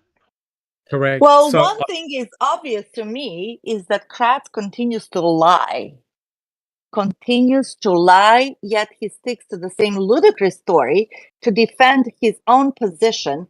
So now he's stuck with those lies and he has to double down. Otherwise, what is he going to say? Oh, I was wrong? Yeah, never. Correct. And unfortunately, when we were interviewed for convicting a murderer, we never got a chance to talk about any of this. Right, Jack 61. Right, Just Rhonda. We never got and Neverly, we never got a chance to speak about any of this. No, we started with Andy and we were talking about the 85 case and the stupid cat. And that's right. We never got a chance to debunk any of this or discuss any of this. Right, Jack 61. Yeah, it completely. That's where we were supposed to be heading, and it ended. And got rescheduled got rescheduled for a couple of weeks later, then a couple of weeks later, and that was it. Done. Right. So, Jack 61, if we can have the next slide. So, guys, we'll do a couple more, then we will finish. But look at this. Look at this. You have the victim's vehicle. Now, I know that a lot of people have been saying, come on, there's 2 RAVs. No, there's 1 RAV. And this is Teresa's RAV. And you know why? Because if you're going to set Stephen up, you have to have something belonging to the victim and you put the suspect's DNA inside that same vehicle. You can't use a substitute RAV. It'll take people 2 seconds to determine that it's fake. And there goes your whole case, right? So we have the RAV4. We've got Stephen's blood in the front of the RAV4. There's a drop of blood in the back area near the door frame. But if you have a look at this, Teresa's blood is in the back of the RAV. In the back of the RAV. And I think, Neverly, you're just about to say that Kratz said about pools of blood. The blood, right, yes. I was catching my breath. And where is the freaking carpet mat? Yeah, where is it? Look how pristine that carpet looks. Yeah, the mat is definitely missing, right? The mat is definitely not there anymore if there was a mat. But remember, if you shoot a person, which I've never done, but if you shoot a person twice in the head, another 8 or 9 times in their body, you're going to bleed. And they already butchered her belly, slit her throat. She was raped. So there isn't a place on her body that wasn't bleeding. You're going to be in big trouble. There's going to be blood everywhere. What is disturbing here is the lack of blood. Jack 61. Yeah, talking about this cargo mat that is pretty standard in these RAVs, and thinking about that unfiled warrant and what was said about this is indicative of somebody being rolled up. Remember that? It's in that unfiled warrant. Somebody being rolled up. Just want to point that out because if she was whoever had her in the back of this, just rolled her up in it and then put a tarp around it and rolled it up. Yep, correct. The bulletproof tarp? Yeah, it wasn't the bulletproof tarp either, Jack 61. No, it wasn't the Kevlar tarp, no. Right, so here's the ruse. Here's something that makes no sense. You've got an actively bleeding Stephen Avery, yet there is no mixture of blood of Stephen and Teresa in the same spot. Teresa's blood is in the back cargo area. Stephen's is mainly in the front. There's no mixture. And what is incredible, see the door on the bottom right-hand corner, the blood, the droplets of blood? Kathleen Zellner's team was able to reproduce this. It wasn't a person being flung in the back of the RAV. It's a person being bludgeoned on the ground with a blunt, heavy object, right, Jack 61? One that they can't find. It's missing. Blunt and bloody object. Yeah. Well, Blunt and bloody object. We can ask Harrington at the Wisconsin Crime Lab what he knows about it on the stand. Correct. So this is what Kratz wants you to believe, that Stephen had done all this, nobody else, no other third party, Stephen, and then of course Brendan Dassey. Jack 61, if we can have a look at the next slide, please. So, fortuitously, like another Pam of God moment, Stephen had a cut on his finger, right? So this photograph here is actually from Wednesday, the 9th of November, the day he got arrested, right? So he was taken in, his whole body was photographed, and they noticed a cut on his finger, right? So the state is saying, this is where the blood came from, right? Now we know that the blood in the RAV is fresh. It can't be from the 1996 blood vial. It's been proven not to be, because a team of experts did a DNA methylation analysis, and I did a presentation on this. The blood is more from someone during that time period, October the 31st, when Stephen was a particular age, although the research team got the blood 9 years older than what Stephen was. But the blood clearly couldn't have come from 1996, right? Plus, LeBeau, I know, Neville's boyfriend, didn't find any EDTA. Okay, all that aside. So the state are going, there you go. That's how Stephen bled in the RAV4. But Stephen said, hey, I cut open my wound on November the 3rd, the day he went to Menards, right? And he said, hey, I was doing something for Barb. I cut open my finger. I went in my Pontiac Grand Am, bled. Went inside my trailer, bled everywhere, and blood in my sink. And I put a bit of duct tape and I went to Menards. That's the same night that Stephen sees taillights near his property, right?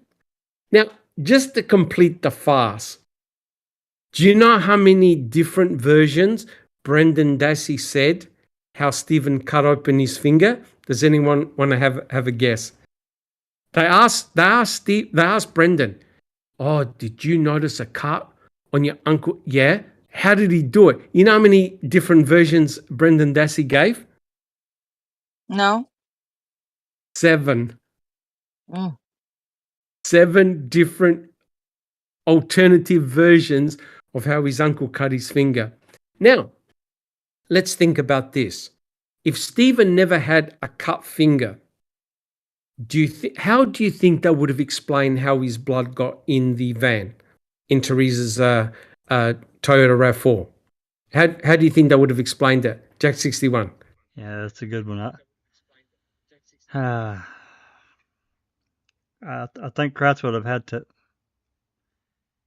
I don't think they could if he didn't have a cut on his body. How could they? Well, what do you think? What do you think the state would have gone with? What's an easy place on your body where you can bleed if someone hits you on it?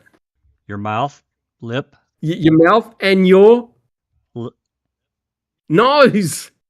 Yeah, that's true. Yeah, I didn't think about that. Yeah, you got popped in the face. Yep.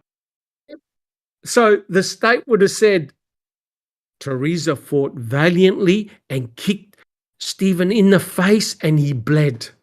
Got the blood on his fingers and that's how we got it around the RAV. So guys, can you see that the cut on the finger is irrelevant? Yeah. It was just used as a mechanism to say, that's how you deposited the blood. Even if he never had a cut finger. He would have advertised it, the nosebleed or whatever, you know what I mean? Just like he did advertise forever the sweat. Correct. Correct. Well, 100% correct. 100% correct. You know, guys, the list that you went through to begin with is also, thinking of the reasonable man, the reasonable person, how you would think of somebody actively bleeding, and there's no blood in all these places that you rolled off here, right? Yes. There's Yes. especially that key, Doc. He would have held that key and the fob in his Correct. right hand. Yeah, Yep. and Come he on. and also he said he was bleeding profusely from the finger. He went into the Grand Am to pick up the charger for the phone, and he bled Yes. all over it. All So how over come it. he didn't bleed all over the freaking wrap? That's correct. That's correct. And that's why Kratz has now said, oh, no. Stephen cut open his finger when he parked the RAF. Yeah. Pathological When he liar. parked the RAF. Fucking asshole, man. All right. But guys, get ready to be angry. Get ready to be angry all over again. I'll warn everyone, we might have to put up the warning. Now, it's not only Stephen Avery, it's now Brendan Dassey. And you know that Brendan was extensively questioned by Fassbender and Uyghur. They made Brendan Dassey draw some pictures. Let's go over them, Jack 61. We're nearly finished, guys, but get ready to be really pissed off. Let's have a look at the next picture. So, Fassbender and Uyghur said, well, what did you see? What did you see? Brendan goes, I saw Teresa pinned up in a bed. And he said handcuffs, leg irons, and then he changed it to rope. But he drew this. Brendan Dassey drew this when he was interrogated. Teresa Horbach is pinned up in a bed. You can clearly see it, right? But there's multiple problems with what Brendan said, right? For a start, let's have a look at it. We'll wait till Jack 61 reorientates the picture. There's one problem. No, there are multiple problems. One, the cadaver dog Brutus went in Stephen Avery's bedroom, master bedroom, on November the 5th. Brutus detects human decomposition. So, things like blood, urine, saliva, hair, teeth, anything from a human being that undergoes decomposition, the cadaver dog is going to alert. Now, if you think that, Stephen and Brendan, they cleaned it up, guys, you cannot clean micro droplets of blood. You cannot clean blood that's soaked into the carpet. You cannot clean skin that's shed on the handcuffs. And goes to show. Neverly. I'm so sorry. I can't get over Kratz lying again just recently in the last open mic when we listened to it, when he said, oh, there was blood on the bed. And when Buting Correct. no. He goes, Correct. oh yeah, fine. Then it was in the garage. He's lying, Correct. man. He's just He's lying. He's Straight out 100%, lying. There was 100% nothing. lying. So Brendan drew this, and they must be horrified. Oh my God. They pinned up Teresa Horbach in a bed. They checked the cuffs. No DNA of Teresa. They checked the leg on. They even brought them in court. Remember, guys, they held them up in court. These were sex toys. These weren't the real deal. You could buy it in an adult shop. Jack 61. Yeah, they were novelty, and to boot, to bring them into court with no DNA on them, I think Willis should have never allowed that. Correct. And remember what they did to Jody, the ex-fiancée, about the handcuffs and how they were like really pushing the subject that, Stephen was into all these BDSM. And she was like, no, like I could totally release it. Yeah, she was like laughing at her face. Yeah. Right. Like, that's ridiculous. That was that September interview that they did with her lawyer present. She's like, no, I could get my hands loose from that. It wasn't like that. She was like, no. Oh, yeah. And he was a sex addict 5-6 times a day. She goes, no, I liked it too. Yeah. Correct. Correct. Now, so Asshole. this would have horrified the investigators. Oh my God, they pinned up Teresa Horbach in a bed. But the crazy thing is, the very first time he mentioned this, Brendan Dassey said she was pinned up in a chair. Not a True. bed, but a chair. But it gets worse. It gets worse. So the investigators took the headboard. Remember what Kratz said during the press conference, guys? We now know what to look for. Right? He said it in a press conference. We now know what to look for. He did say it, and we've got that video where they went into the garage. It's such bullshit. Yes. They didn't find 100%. anything except for the bullet fragment that they dropped. Yep, correct. So guys, this is why this is important.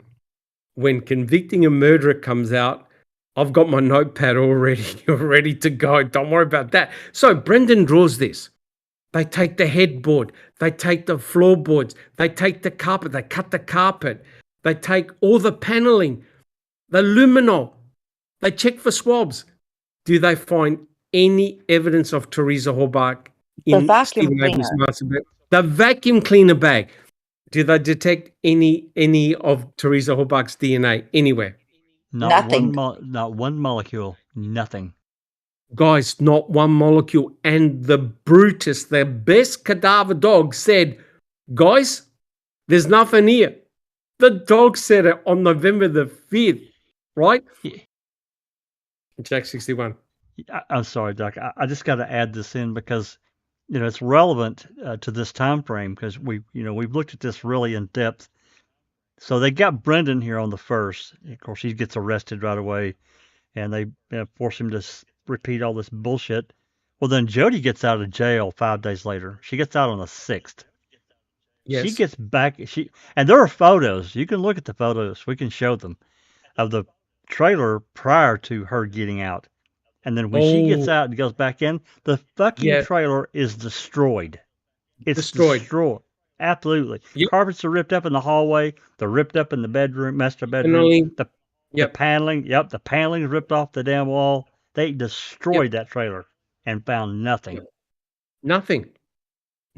And we know the key is extremely suspicious, right? Oh my God, yes.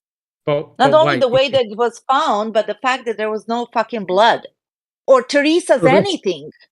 Correct. Nothing of Teresa. All the forensic evidence, including Brutus, the cadaver dog, their best cadaver dog, indicates that Teresa Horbach was never in there, in the trailer. That's your forensics. That's the forensics, what it tells you. But wait, it gets better. Brendan Dassey drew the entire orientation of the bedroom 100% wrong. Wrong, yeah. On the bottom right-hand corner, where Jack 61 had that picture, is the door.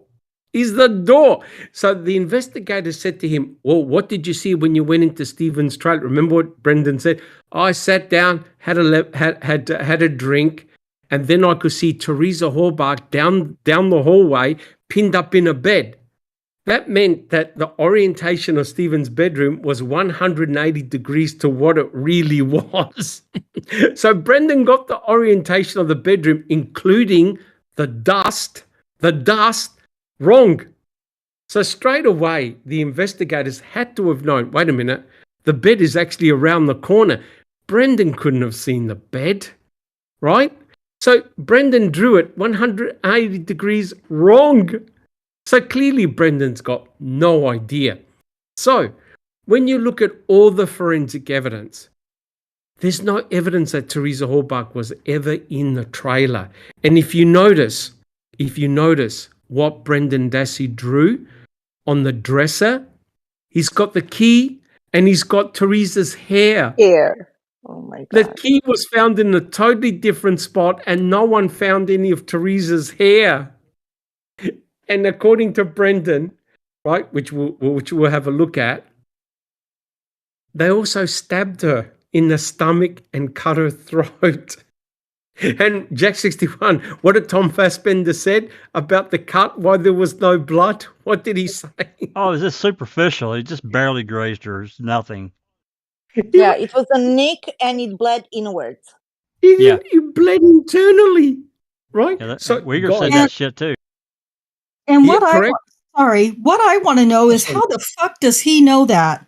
If her body was dismembered and burned, he doesn't fucking know how she was cut. No, not at all. But the Not at guys, all. yet another very, very, very, very disturbing thing is that all the while, Kratz was spewing those lies in the press conference. Who was sitting In the next press to him conference. and who was Pagel. condoning Pagel. everything? Fucking Pagel. Pagel. Pagel. So what can we conclude in all of this? Do we agree that this was a harmonious, cohesive relationship that they had with one another? Yes. And I'll prove it. Yes. And Pagel. And I'll prove it. Pagel said, pin this to Avery and I will cover you. And Kratz said, tell me what you want to do and I will cover you. 100% They were correct. sitting next to each other and he allowed everything. Everything. And they were backed up by the DOJ. Yep. Correct.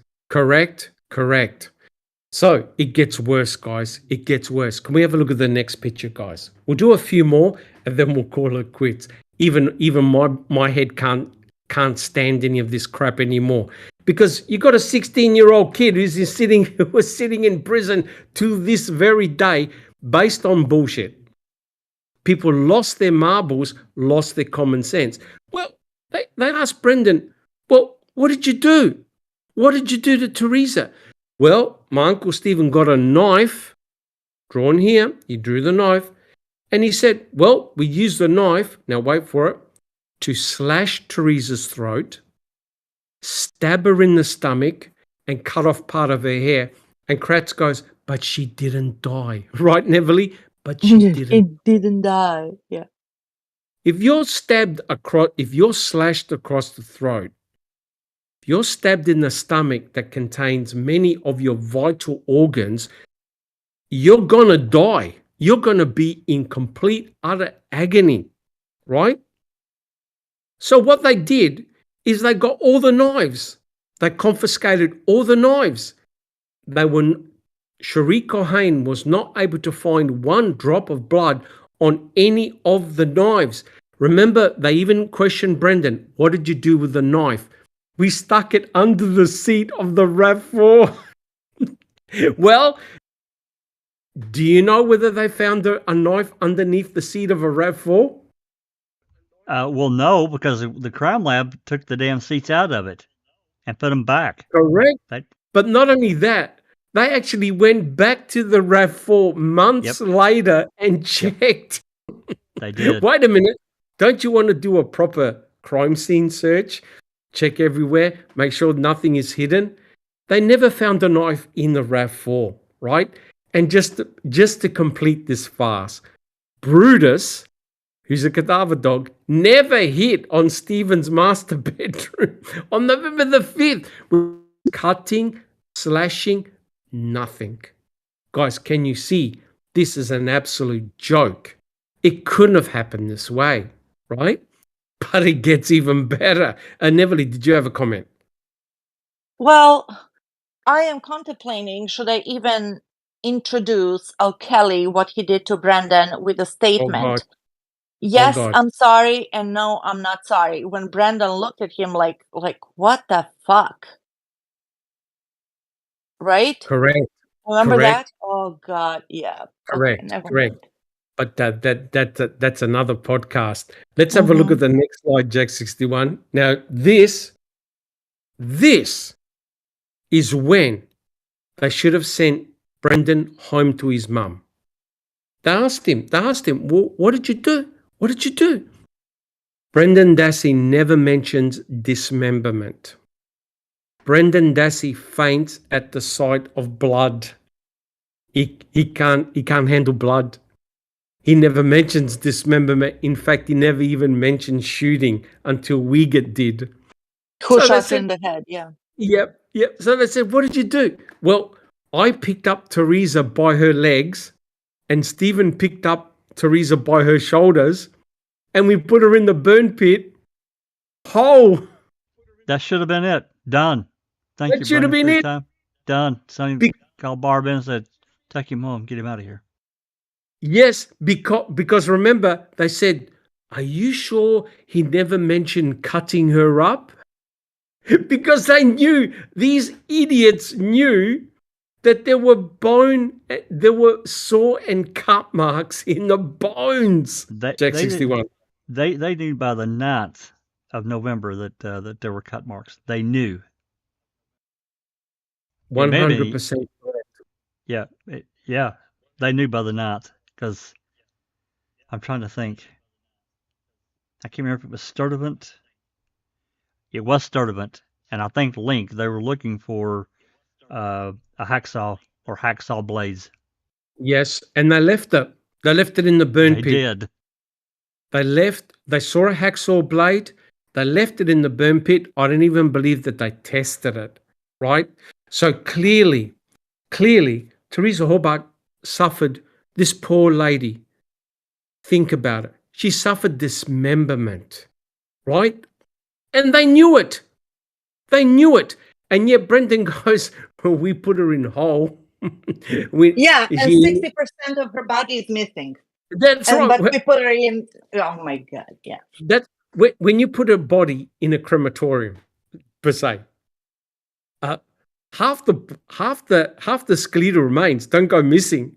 The attendant at the crematorium goes, we put in someone whole here, but we can't find 50% of what we just cremated. Guys, can you see? This is a joke and a half. They're meant to be respectful for the memory of Teresa Hallbach. And yet what Brendan is telling the investigators, 2 seasoned investigators, adults, what Brendan has said to them is complete, utter rubbish. So what does Kratz say in court? They cut her up using garden implements. Jack 61, have you ever been able to cut a bone perfectly and introduce a saw mark using a shovel and what is it, a pick or whatever they've been using, a plow? Have you ever been able to cut a bone precisely using a shovel? You would have to be sharpened, but on top of that, there were hesitation cuts. So no, I'm going to say bullshit. That's right. There were hesitation cut marks in the bones, which means someone started chopping and then stopped, right? And Neville will tell you, Robert Durst, what he did to Black. What did he do to his next door neighbor, Neville? He completely dismembered that person by himself, using that person who he killed, his saw. So this Mr. Black, he used Mr. Black's saw, and then it wasn't good enough. He had to go back and get a bigger one. He went to the shop. And that's why, by the way, that's why they checked what the receipts of Menard, what Stephen and Chuck bought at Menard's, to make sure they didn't buy a cutting instrument. Now, isn't it interesting? Jack 61, back me up on this. Isn't it interesting that Fassbender and Wiggett said, they noted the ropes in Stephen Avery's garage. Oh, yeah, absolutely. They were all the ropes. They did. You know what they were implying? What were they implying? That he hung her up out in the garage? I can't remember. Yep. Hung her up in the garage and did an Ed Gein on Teresa Hallbach. Yeah, chopped her up while she was hung up. Yeah. And Brendan's go, no.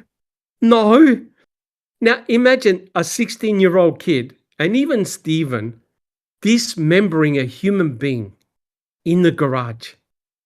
There'll be blood absolutely everywhere. There's no blood. Nothing. And what was Brendan convicted on? Dismemberment. There you go. Stephen wasn't, but Brendan was. So guys, I don't have to tell you that what Brendan said, what Brendan drew, is 100% bullshit. This kid is in prison for life on something he never ever did. And I've just shown you right here. There's no evidence. None whatsoever. Talk to Becca Chu. right? Becca Chu does a lot of work on Brendan Dassey. It's a joke. It's a crying shame. Let's have a look No at the next. DNA. No DNA No DNA. whatsoever. Yet Now, was convicted on dismemberment. word. Correct. On dismemberment. So if we have a look at this is the biggest joke out, right? There's a classic. This picture is exculpatory for Stephen and Brendan. This is done by Trooper Reese.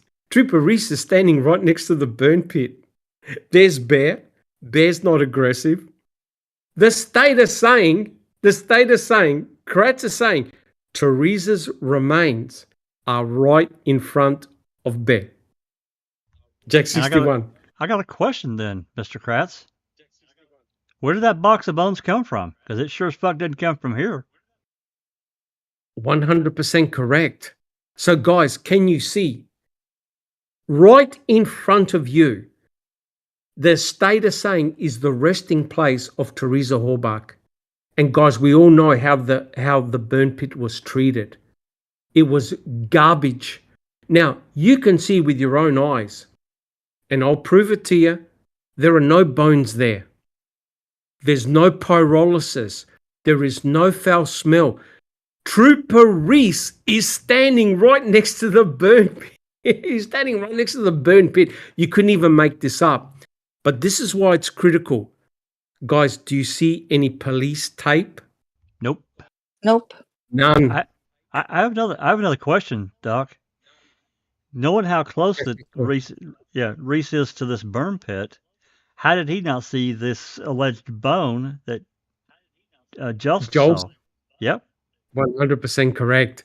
And not only that, there's no foul smell, right? No foul smell. The state is saying that Teresa Hall was cremated in that burn pit right there, right in front of Bear. For hours. Yes, for hours, lots of fuel, lots of this, lots of that. You can see with your own eyes a complete garbage. Now, that dog, Bear, has got 225 million scent receptors. Remember the little video I showed you a couple of podcasts ago where Bear just walks out and walks back in? Does that look like a highly agitated dog to you, guys? No. How is convicting a murderer going to explain all of this? And don't worry, if they don't, there'll be hundreds of people reminding them, right? Well, we don't know. We don't know with scam. Sorry, Dr. Silkman and Jack. We don't know with scam. Is it going? What are they going to talk about? We really don't know because we were involved only although it was like hours upon hours of interview and debate. We don't know what they're going to show. Maybe they're going to forget all of that and focus on something else. But another thing is, go ahead. Well, I was just going to add to your comment. I suspect that you're right. They'll avoid it. They just won't talk about it. And I think that personally, just to add to what it's going to be about, is character assassination of Stephen Avery. Yeah. Correct. Yeah. Yes, it will be an character assassination of Stephen Avery. And someone made the observation that there's unburnt brush sitting right at the perimeter of the burn pit, and Josh Radon did a deal with Stephen to burn his brush. Yes. Right? But there it is right there. There's no black soot. There's nothing. Neverly. I have a question with this particular picture, which is iconic also. It's iconic. What is the point of view? Where is this taken from in regards to Bobby's house? No. Bob's house will be, I think, looking at this to the left-hand side. To the left, yeah. This is no, wait a minute, to the right hand. No, the right hand side. Yeah, right, because you can see the van. You can see the van. Oh, look at this. So look that's at the van. What you can see. What you can't see past the van. You can't see past the van, and the garage is blocking the Stephen's house. The garage is blocking the view. Right, yeah. But Trooper Reese was asked to take all these pictures because they're going to do 3D reconstructions, right? Don't worry, we'll have more on Trooper Reese. But This is remarkable. Trooper Reese is standing right in front of the burn pit, in front of Bear, and he never says a thing because he writes a report. We'll read it in a second. But Jack 61, let's go to the next picture, please. So you've got all this remarkable stuff going on, right? And Ken Kratz is saying, hey, John Erdl went out there with his sifting equipment. Remember, just Rhonda, with his sifting equipment and said, well, we found all these bones, all these cremains in Stephen Avery's burn pit, the box of bones that were given to Bennett and then to Dr. Eisenberg, right? We got no fucking idea where those bones come from. A box is handed to Bennett, and the question is, are these human? Jack 61. Well, again, this is the box of bones. It sure as hell didn't come out of what I just saw, because the reports there, and I think there are several, that state that the bones were laying right there on top of this burn pit, right there in a pile. No, they weren't. Yeah, that's right. And don't worry, we've got the testimony. But here's the problem. Here's the problem. There was no coroner on the Avery salvage site. Sheriff Peterson said to Kakich, you come on the property, I'm going to arrest you. The coroner in Wisconsin can sack and fire the sheriff. That's how much power the coroner has. Yeah. Yep, that's how much power the coroner's got. The coroner found out through watching the TV that human remains were found on the Avery salvage yard, and I believe her colleagues phoned her up and said, boss, are we going down there? And she goes, no, we're not allowed to.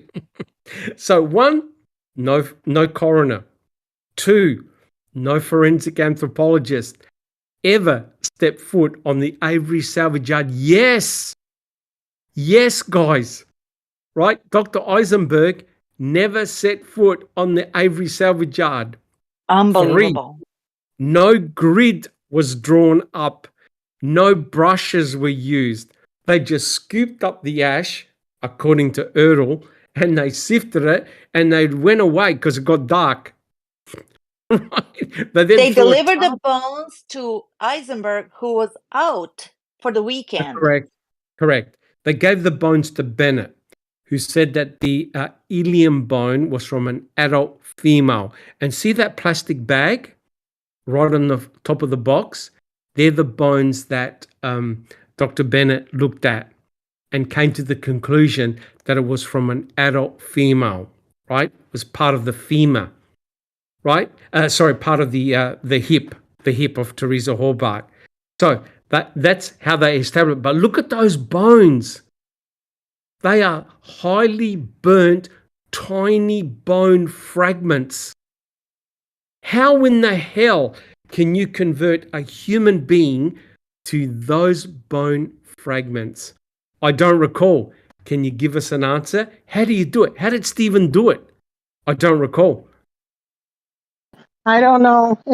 It's a man miracle. It's an I'm kidding. The only just Rhonda, do you have an answer? How did Stephen convert Teresa Hallbach to this? He must have used his great strength to crush every bone in her body countless times. I don't know. Like that looks like Hulk smash kind of shit right there. Yes, I think Eisenberg said that the bones were crunched, right? Yeah, that's just. Yeah, they look like bones from ancient Egyptians that lost lives, whatever. Yeah, Jews who were building the pyramids or something, or Romans, that they dug up something really like that. Not freshly burnt human being. It almost looks like. Sorry, just Rhonda. That's what it did. They just look like they were put into a big container. Bones, like whole bones, put into a huge container, and then with a giant pestle, rock crusher, rock crusher something. Rock crusher, Gosh. yes. Yeah, it's insane. Yep. It's just insanity. Yep, correct. But Well, some guys, of them were like totally white. You see that? yes, because the bones experience different degrees of heat. Some of the bones were calcined, which means that they were exposed to very, very high temperatures. And let me ask a question. Did Stephen Avery have a personal crematorium? No. Did he have a No. personal crematorium in the Avery? Because these cremains look like they've just gone through a professional crematorium. Actually, they did Jackson- have that, what you would call it, the smelter, Yes, but that they has not. kept the smelter. Yes, they determined that it hasn't been used in a while. Correct. get They that- checked the didn't- smelter. Didn't get hot Stephen enough. didn't have. Sorry, go ahead, Jack. I was just going to say that smelter didn't get crematorium temperatures, did it, Doc? I don't think No. it did. No. He was used to melt aluminium, right? Right.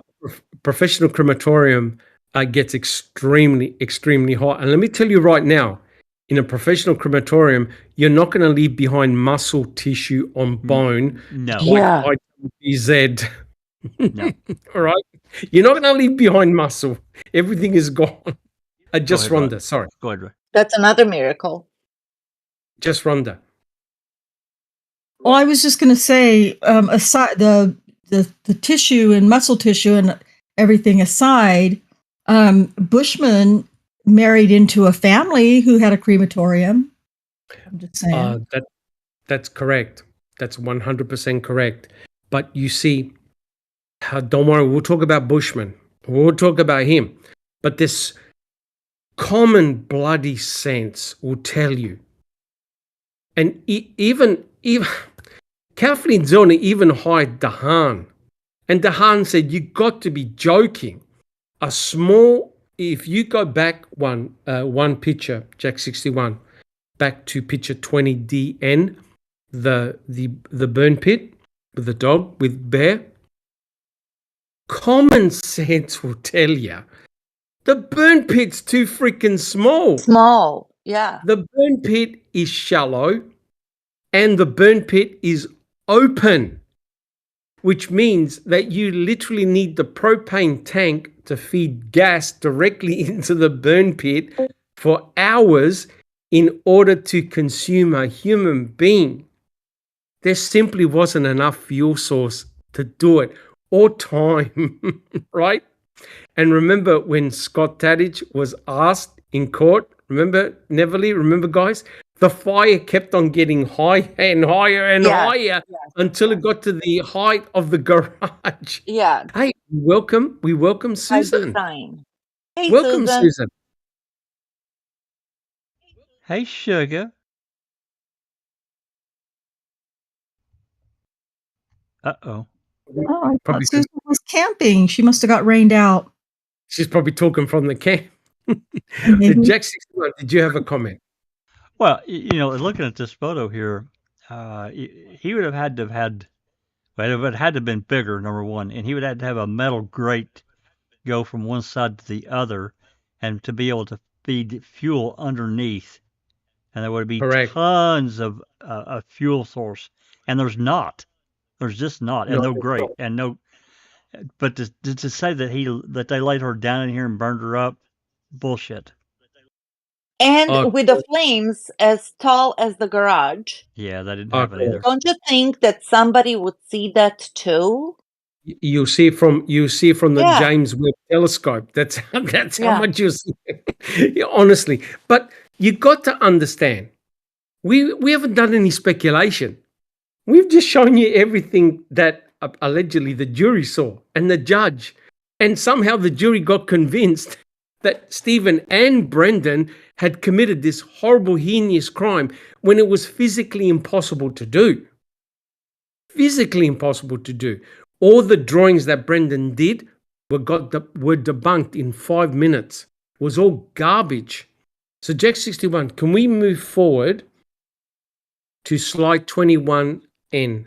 I want to do a couple more and we'll call it quits because I don't want to rush this. This is very, very interesting. Now, look, let's be real and honest. Stephen faces a tough task, right? Kathleen Zellner faces a tough task because whoever set him up good. Have a look at the forensic evidence against Stephen, right?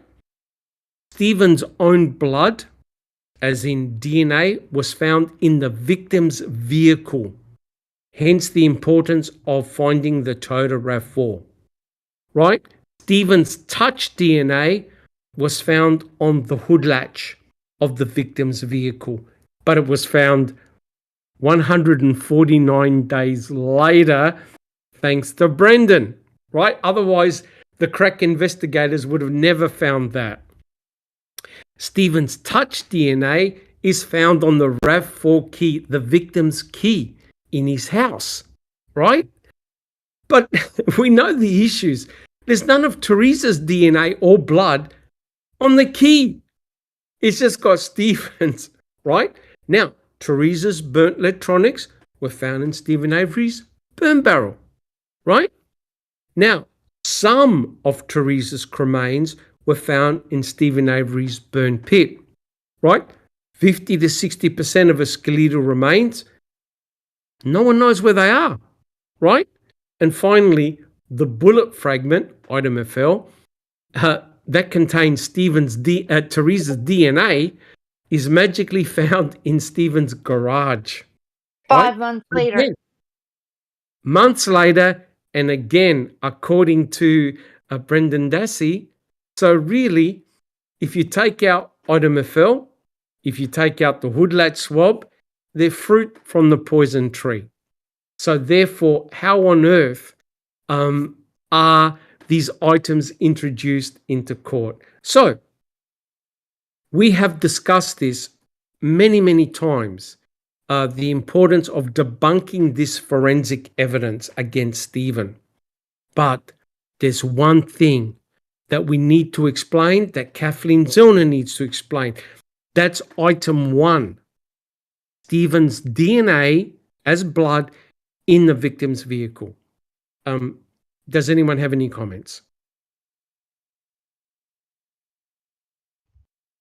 Jack 61. I have a side comment. Yes, yes.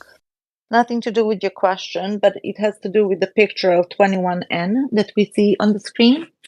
Yep. Why was Stephen not given a chance and the right to wear his civilian clothing instead of being paraded as Strang said, like the guy from Monopoly, whatever. Monopoly character. The Monopoly character. Correct. And that's question number 1. And statement number 1 is that they were fighting, his defense team was fighting against Pagel and Kratz, who wanted to put a taser belt on him to portray him as a true monster. So he wouldn't have any outburst of anger, because he's the most dangerous person that set foot in Wisconsin court, according to Wills. So, well, they're even going to put a stun belt on him. Yeah, that's what I'm saying. Stun belt. So that's what they want to do that, and the defense was fighting against that. It's like, come on. But they were going to go that far. Correct. Susan, they don't did you put have them in. Oh, they don't put them in plain clothes until they're in front of a jury. All their other court appearances, they're in prison garb, I believe. But wasn't? Oh, really? Yeah, I was going to say the same thing. They don't, until they go to trial or hearings or whatever. They're in their prison clothes. Yes. Okay. Yeah, the stun gun thing was ridiculous. My God. Yeah. And in this picture, we see Pagel look like he was going to be a violent. That's what I'm saying. Yeah, anger outbursts. I see Pagel in this picture on the left, but who's behind him? I can't see, because at one point we saw Andy handling Stephen. But Colburn also handed Brendan Dassey as well. Yeah, Brendan Dassey as well. Okay, so what look. the hell? Yeah, so look, guys, we're open and honest here. We haven't hidden anything. there is forensic evidence against Stephen, right? But if you're going to set him up, you set him up good. You don't set him up with one item. Because remember what happened in 1985 in his 2003 exoneration? One pubic hair got him off. And he was exonerated. One, Jack 61. Yeah, talking about how his blood, where did it come from? And it's a fair question because It is a fair to question. according to KZ's experts, it's dated around that time frame. So let's just take that and say, okay. Well, I know that Remaker, Link, and Coburn went back into Stephen's trailer on the night of the 5th and collected blood Yes. swabs. In fact, I read somewhere, you're not going to believe this, on the same day that the RAV4 was found, Lenk, Remaker, and I think Tyson were in there, and Colburn, of course. They collected 20, I believe, between 10 and 20 swabs That's right. of blood. And I think Cohane only accounts or tested one of them. There Isn't you go. that interesting? Isn't that They interesting? also had the Grand Am. You know, Well, They had the that's Pontiac kind of Grand my Am. best guess. Well, Yeah. they had that. They had that the next afternoon. That's correct. So there was a ton Correct. of blood in that fucking thing. So Yes. I don't Yes. believe there was blood on the salvage yard. I don't believe Stephen's blood was in there. I think it happened I think it happened at the lab myself. The I lab don't is. I think there was blood in his trailer where that cut had reopened, but Oh no, we're talking about True. in the RAV4. In the RAV4. Yeah, in the lab. correct. Now, Well, you're Erdl, agree with you're Susan. asking how it got there. I think they had plenty to work with personally because it's too selective. yes.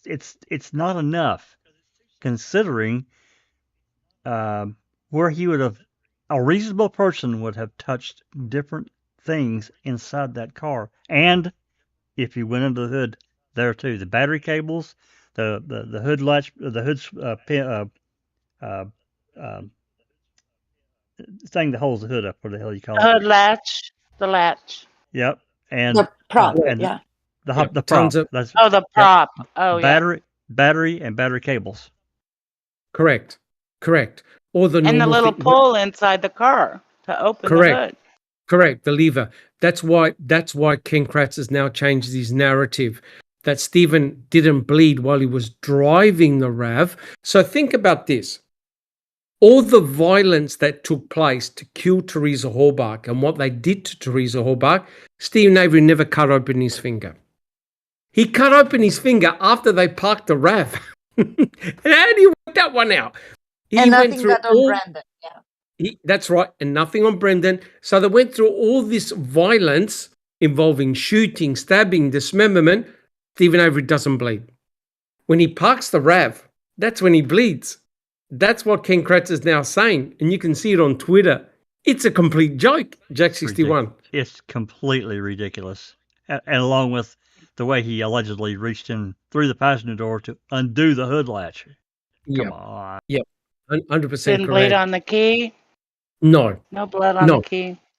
that's 100% correct. So now, look, I can explain every one of those items. The one that's the hardest is the first one. The very first one, Stephen's blood in the RAV4. All the others, you can easily explain it away. So it becomes a question of where did the blood come from and who put it there? So, And have a there's question. no proof. There's no Hold proof on. it was there on well, on the 5th, Avery salvage yard. on the 5th, Yeah. no one saw any blood, right? So Remaker, Fassbender, other officers with torches, Pam and Nicole never said they saw any blood. None. Jack 61. Well, I've got another problem, and it's not necessarily directly related to how did his blood get in there, but it's related to how evidence was handled. Correct. This all shit happened at the crime lab. The blunt and bloody instrument disappeared.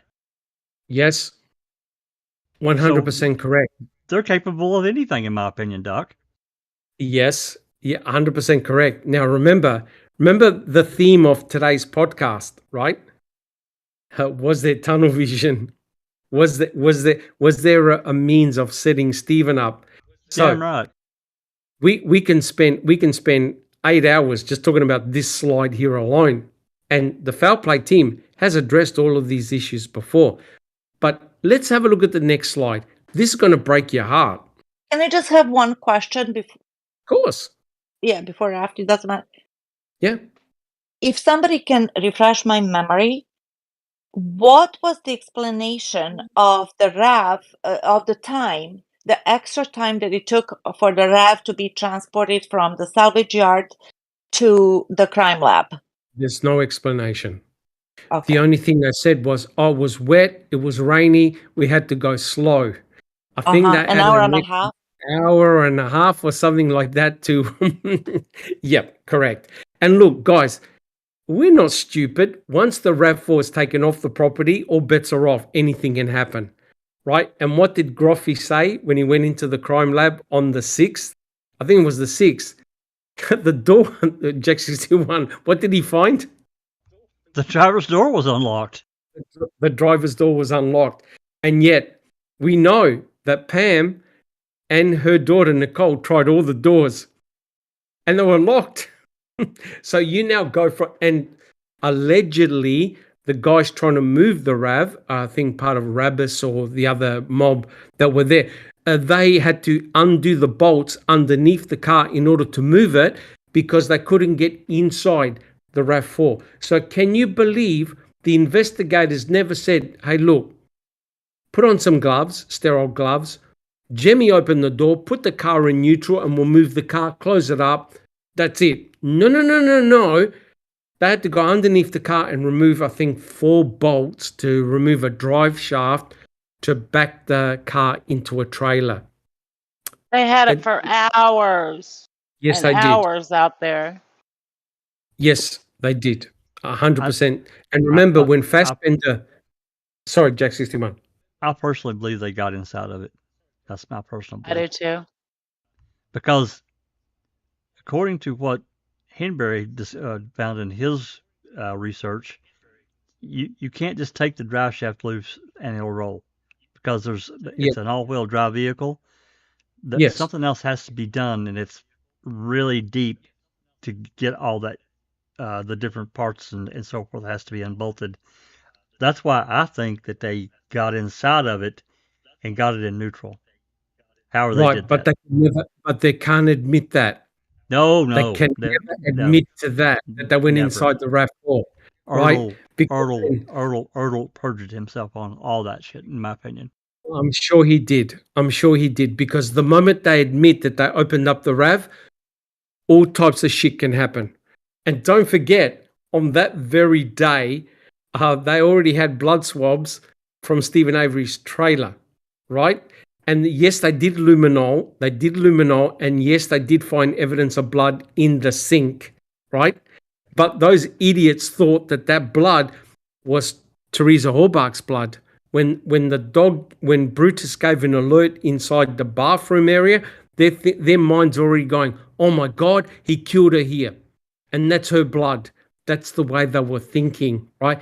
And that explains why Fassbender goes, well, of course we had to search Stephen Avery's trailer first, right? But in the end, forensically, it was all clean, right? So, guys, let's do a couple more slides and we'll finish. Now, this is going to break your heart. You see the list that we went through with Stephen and how Stephen has got a case to answer for, right? You can argue. There's nothing here. There is no forensic evidence against Brendan Dassey. None. Just his words, right? Just his words. And that is the tragedy of it. And so if we look at the next slide, this is what Neverly alluded to. And this is why it was a setup. And this was a perfect opportunity for Kratz and Pagel. Because prior to this, the state had no narrative. They had no idea what the hell happened to Teresa, when, how, and why. Brendan now tells them this incredible narrative. And what does Kratz and Pagel do? Kratz and Pagel did what they did for Stephen. Right, guys? No different. They held a press conference, right? So what they did on March the 2nd was strategic. Pre-planned. It was all pre-planned, and it was to basically send out a message of how much of an animal and a depraved human being Stephen Avery was. So what Pagel and Kratz were doing, guys, is controlling and manipulating the media. And remember what we read in the last week's podcast? Pagel was media savvy. He knew how to manipulate the media, what to say. And that March 2nd press conference, what did he say, Jack 61? If you're under a certain age, turn off your TV. He And scared then, everyone. Yeah, we call that Yes. the rated R press conference. Correct. and then after all of that, in one of the post court day conference, you know how every day after the court date they had a little conference with the press. Kratz said, "Well, I didn't know that the media is gonna take a spin on this, that they're gonna go and run with it." And I'm like, "What? course he You did. manipulative son of a gun!"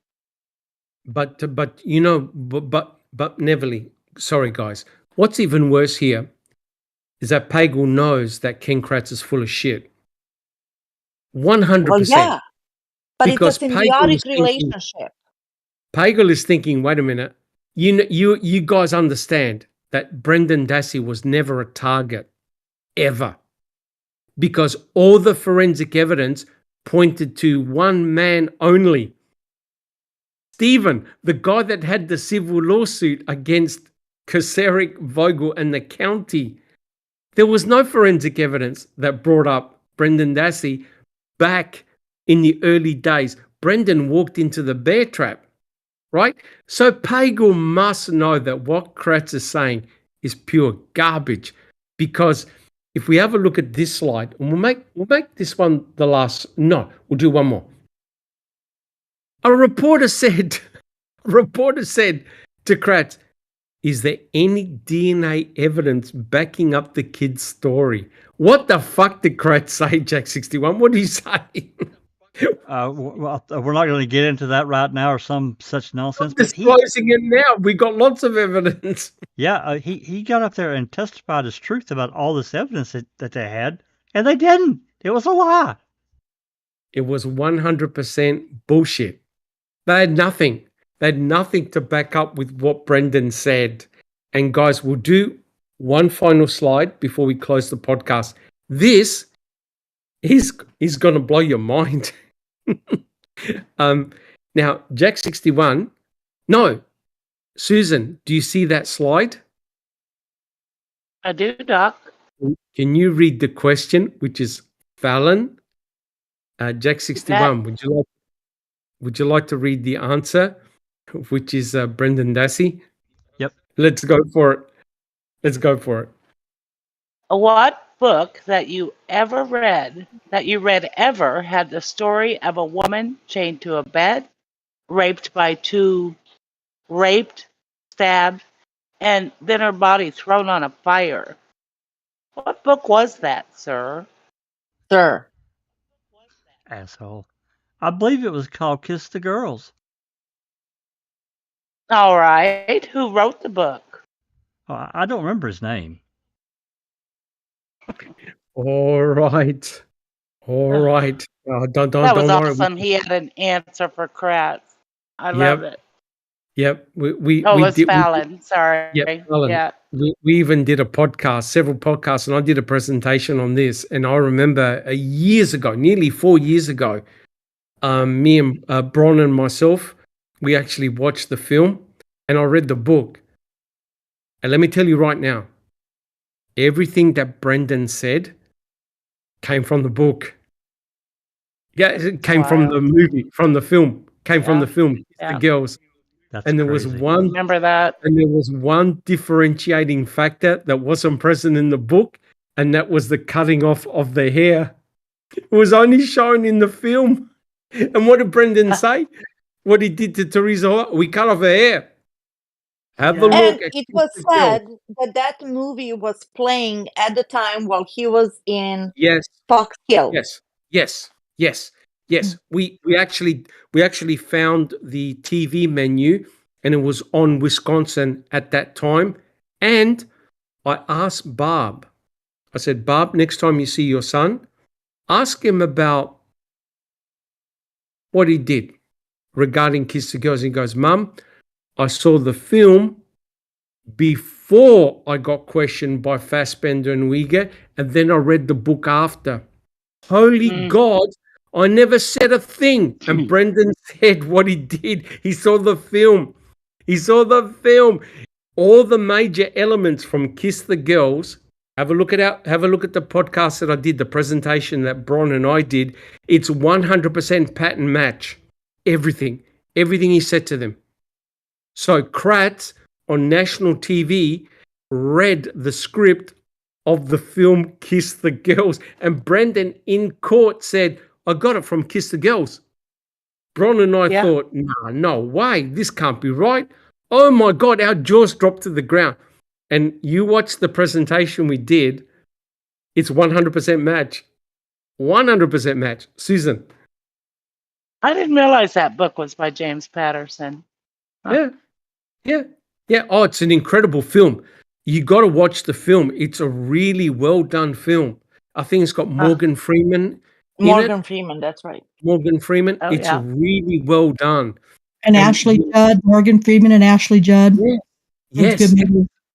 And in that film, there's a scene where I'm there. Oh my God. What they were doing was photographing the victims and putting it on the web. And what did Fassbender and Wiggett say to Brendan Dassey? We heard a rumor you photographed Teresa Hallbach. Remember Jack 61? Play it out in your head. Photograph. Let it play out. Let the video play in your head. That's right. Or, sorry, Susan, do you have a comment? Oh, I'm just shaking my head. You couldn't hear that, huh? No, just wanted to have a comment. Do you have a Rattle, comment? rattle. No, I'm good. Okay. Well, look, guys, I want to close it here. Neverly. We've gone for a couple of hours, haven't we, Jack 61? In fact, we've done nearly 4 hours. Is that right? We are That's at 3 awesome. hours. Almost 4. 3 hours and 52 minutes. I reckon we've done enough. So, guys, that's truly remarkable. And like I said, we have not used anything but their own documents, their own photographs, what they've said in court. We haven't even speculated here, guys, which is truly remarkable. So you can see, we don't know what's going to be in convicting a murderer. But the important thing is that you realize this is the true story, what was happening. So it'd be very interesting to see what they say in convicting a murderer. But guys, you know our body of work, right? We've done we're approaching 3,000 different podcasts, videos, telephone calls. We have a huge body of work. And what Jack 61 said at the start of the presentation, our YouTube channel has received a million views. What we need is who do we need? That guy, 1 million views. When I saw that was crazy. I was You like, like that wait, one? what? I was like, what? 1 million. Well, I'll tell you what, guys. I hope that you've enjoyed the podcast, and it was great to see everyone on the panel, and really great to see Neverly come back. We've got a ton more slides of this particular chapter, and I don't want to rush it because it's telling a story, right? And we started off the story by saying, was there tunnel vision? Was Stephen Avery set up, right? And don't worry, we got plenty more. There were many things that were happening in the background, which is so important. And I promise when we finish the podcast, we will finish talking about the cadaver and scent dogs. We will finish talking about what Mike Bushman was doing at Cuss Road, right? So, yes, it's a very expansive chapter, but I really hope that you have enjoyed it. And like I've always said, guys, if you enjoy our work, please subscribe, like, and share. Awesome. And thank you so much for coming in chat. We had a really good crowd tonight. Thank you to all the mods. But I'd like to just quickly go around the panel, tell us how things are coming on and what you've been up to. Jack 61. Well, yes, it's another great podcast. This is really interesting. The tunnel vision, it's clear. We've seen it. I think we've all seen it. And the direction. I mean, I've had, I've had a sneak at the slides because you sent them to me, but it's so clear to me. And by the time you're done, I think it'll be clear to anyone watching. And I think it raises some really, really tough questions that I don't know how convicting is going to get around. I just don't know how they're going to do it, Doc. Everyone. I just don't. So we'll see. I have a feeling I know, good chunks of what they're going to do and what they're going to say, but we're limited on what we can say here. With that said, for tomorrow's open mic, I'm going to go back into the dispatch calls. I'd like to get. I don't know. We might be able to finish with MTSO tomorrow. I don't know, but that's what we're going to do. 5 o'clock Central. So we'll cover.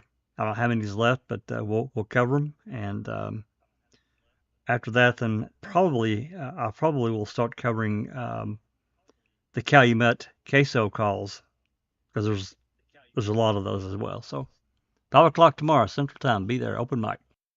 Jack 61. How difficult is it for you to replay the call by Dennis Jacobs right now? Can you do it? I was just going to ask that. You're going to after our 4-hour podcast, let's see if this holds true about tunnel vision. Are you able to play back, Jack 61? Yep.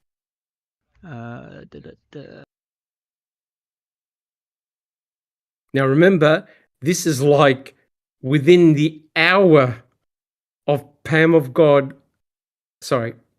Nicole Sturm finding the victim's vehicle, her cousin's vehicle on the property. This is what Dennis Jacobs said. All right. Okay, you'll have to unmute to hear it, guys. So here we go.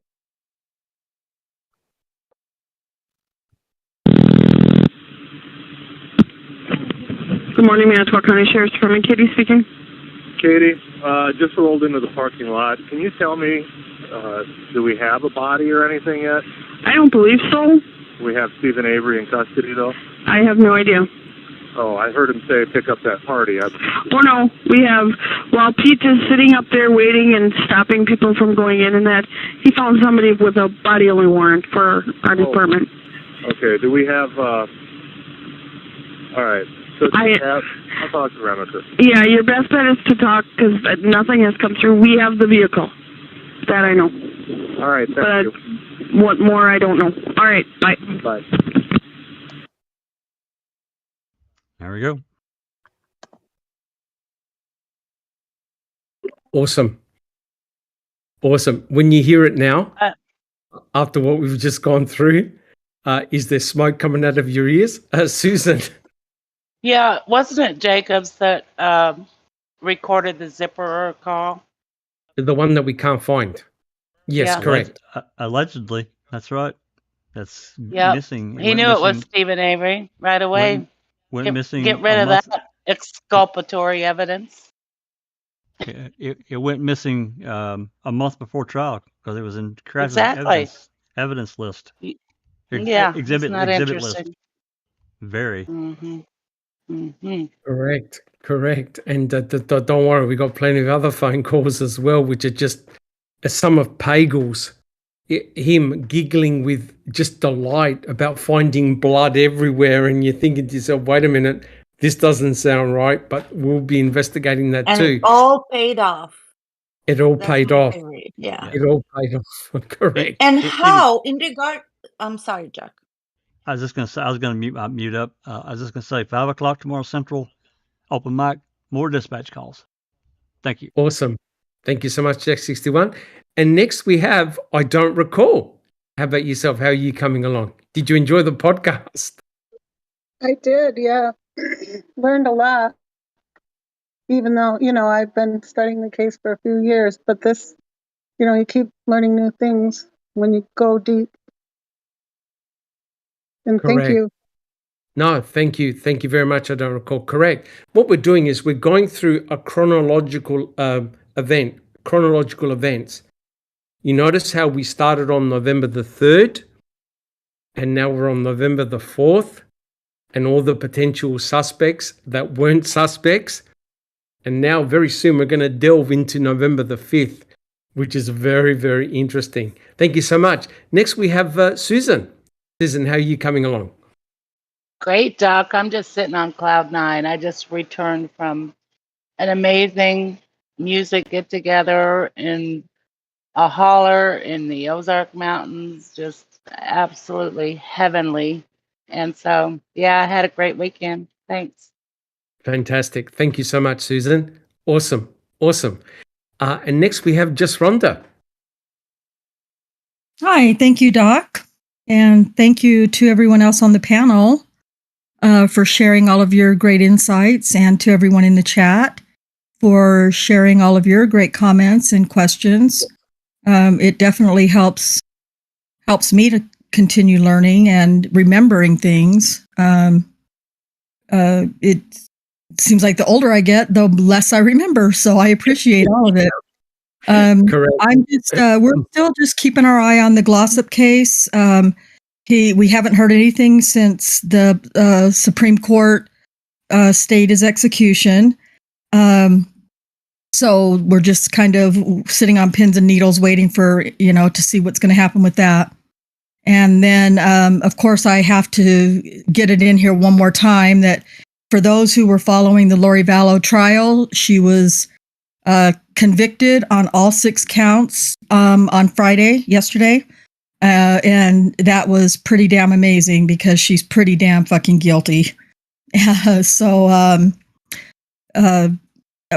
streamed it yesterday, the verdict reading.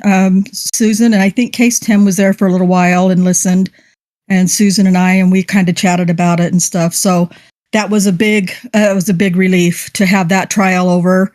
And then, of course, her husband, Chad Daybell's trial is sometime next year, and who knows what's going to happen. Anything could happen at this point with him. So we'll keep our eye on that as well. And in the meantime, of course, we're still working on Daniel's case and trying to see what we can find to use in a post-conviction relief. So, and I want to say happy Mother's Day to all the mamas. What's that? The answer is all in the DNA. In the DNA, yes. Focus on. Yep. Yeah, exactly. And happy Mother's Day to all the mamas. And till next time, thanks a lot, everyone. Thank you.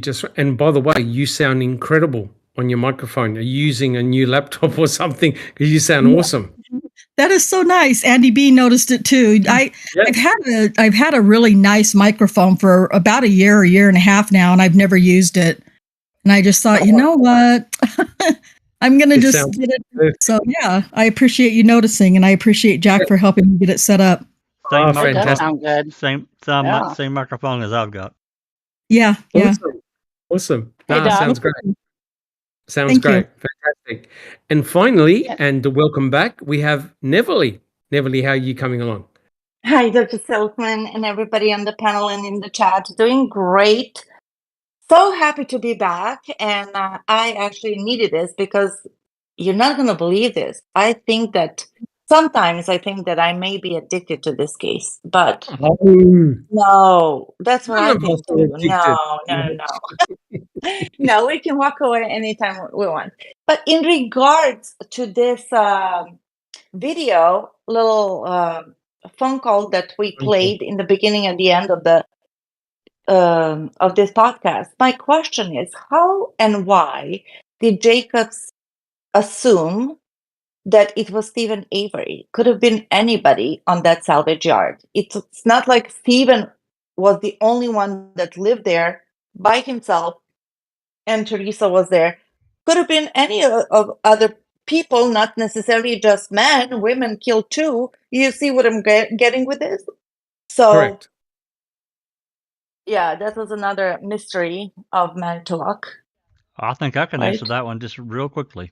I Go think ahead. something had already been said to him by his superiors, and that was rolling around in his head. Because Yeah, because they were we don't have all their communications, phone calls and all that. I would bet on it. exactly. Yeah, the internal communications orders and everything else. Plus, they were just waiting for the concerned citizen, right, to make the discovery And to she come may and have. get him. Yes. There's evidence to suggest that she didn't read the script and jumped the gun. Yes. She went in early than what she was meant to. Right, Jack? Yeah. 60. That's right. Yep. And found it in record time. So I can't In wait to record get time. to that. Yeah. Yeah. Yep. And don't worry, we're going to go over that. We're going to go through the Yeah. likely path that Pam and Nicole Sturm took to find her cousin's Rav, and you will not believe what she achieved. Will not believe it. All right. Anything else, Neverly? Yes. Just wanted to pay you a public compliment. I think that you know this already, but in case you don't, I believe that many will agree that your podcasts are actually done so professionally, so confidently. You have a vast knowledge and ability to talk to people in such a way that everybody understands everything. Not that we are daft or anything like that. All I'm saying is that it's presented in a very structured and reasonable manner. And I appreciate it. And as I said, I believe that I'm talking on behalf of many that we really, really appreciate it. So thank you. They're here. No, thank you. Here. Thank you. But the important thing is, I'm nothing without you guys. Simple as that. I am part of a team, and you build on the foundation of others, right? And I was very fortunate. My profession, I was a professional lecturer, tutorer, demonstrator, plus the background that I was in DNA. So I'm so glad to have this incredible avenue, and everyone here on the panel all contribute in their own manner. And not that I'm addicted or anything like that, but Jack 61 will tell Jack 61 will tell you, I keep on adding another 20, 30 slides. But yeah, it's been a real pleasure, and I hope everyone in chat has found these podcasts very interesting and very rewarding and eye-opening, right? Like I said, I've always said, and the Foul Play team has always said, don't listen to us. Do your own research, come up with your own conclusions. If you want to do a podcast, come and chat, present your material. We're open here, right? That's the important thing. But thank you, Neverly. I appreciate You're that. welcome. Also, for everybody, if you're a Discord member, Foul Play Discord, we're glad you're there. If you're not, consider joining, because we do have discussions that go 24/7 due to the fact that we're worldly people. We're all over the planet, from all over the planet. So there's always that somebody is up in the middle of the night, day, depending where you live. So it could be really interesting. We have many, many rooms. We also like to have some fun, to kind of break this horrible doom and gloom case, because it could affect you mentally. So yeah, just give it a try. If you like it, great. If you don't, you can always leave, but we're there. Correct. It's And it'll be lighthearted, interesting. so just come over and have It'll be fun. interesting next time we do the podcast in chat. Just place which country you're from, because we're truly let's do that. multinational. I'm from Adelaide, South Australia. I'm from the land down under. Most of my fellow colleagues here are from the US, and we got some from Scotland, England, all over the place, including Australia as well. So it's great that we can get together for a couple of hours, and also with the open mic as well. Sometimes I can't come on because life happens and I've got medical things to worry about as well, but I'm always listening, and I do apologize sometimes if I can't answer a question immediately. It's probably because we're different time zones, but yeah, for most of the people in the US, you're approaching your evening. To me, it's 11:45 in the morning here in Adelaide, South Australia. So we have an international cast, and I think that's a great strength of us. All right, guys. Well, look, again, thank you so much for showing up. If you enjoy what we do, please subscribe, like, and share, and we'll all catch you tomorrow. Thank you so much, guys. And this has been a Foul Play production.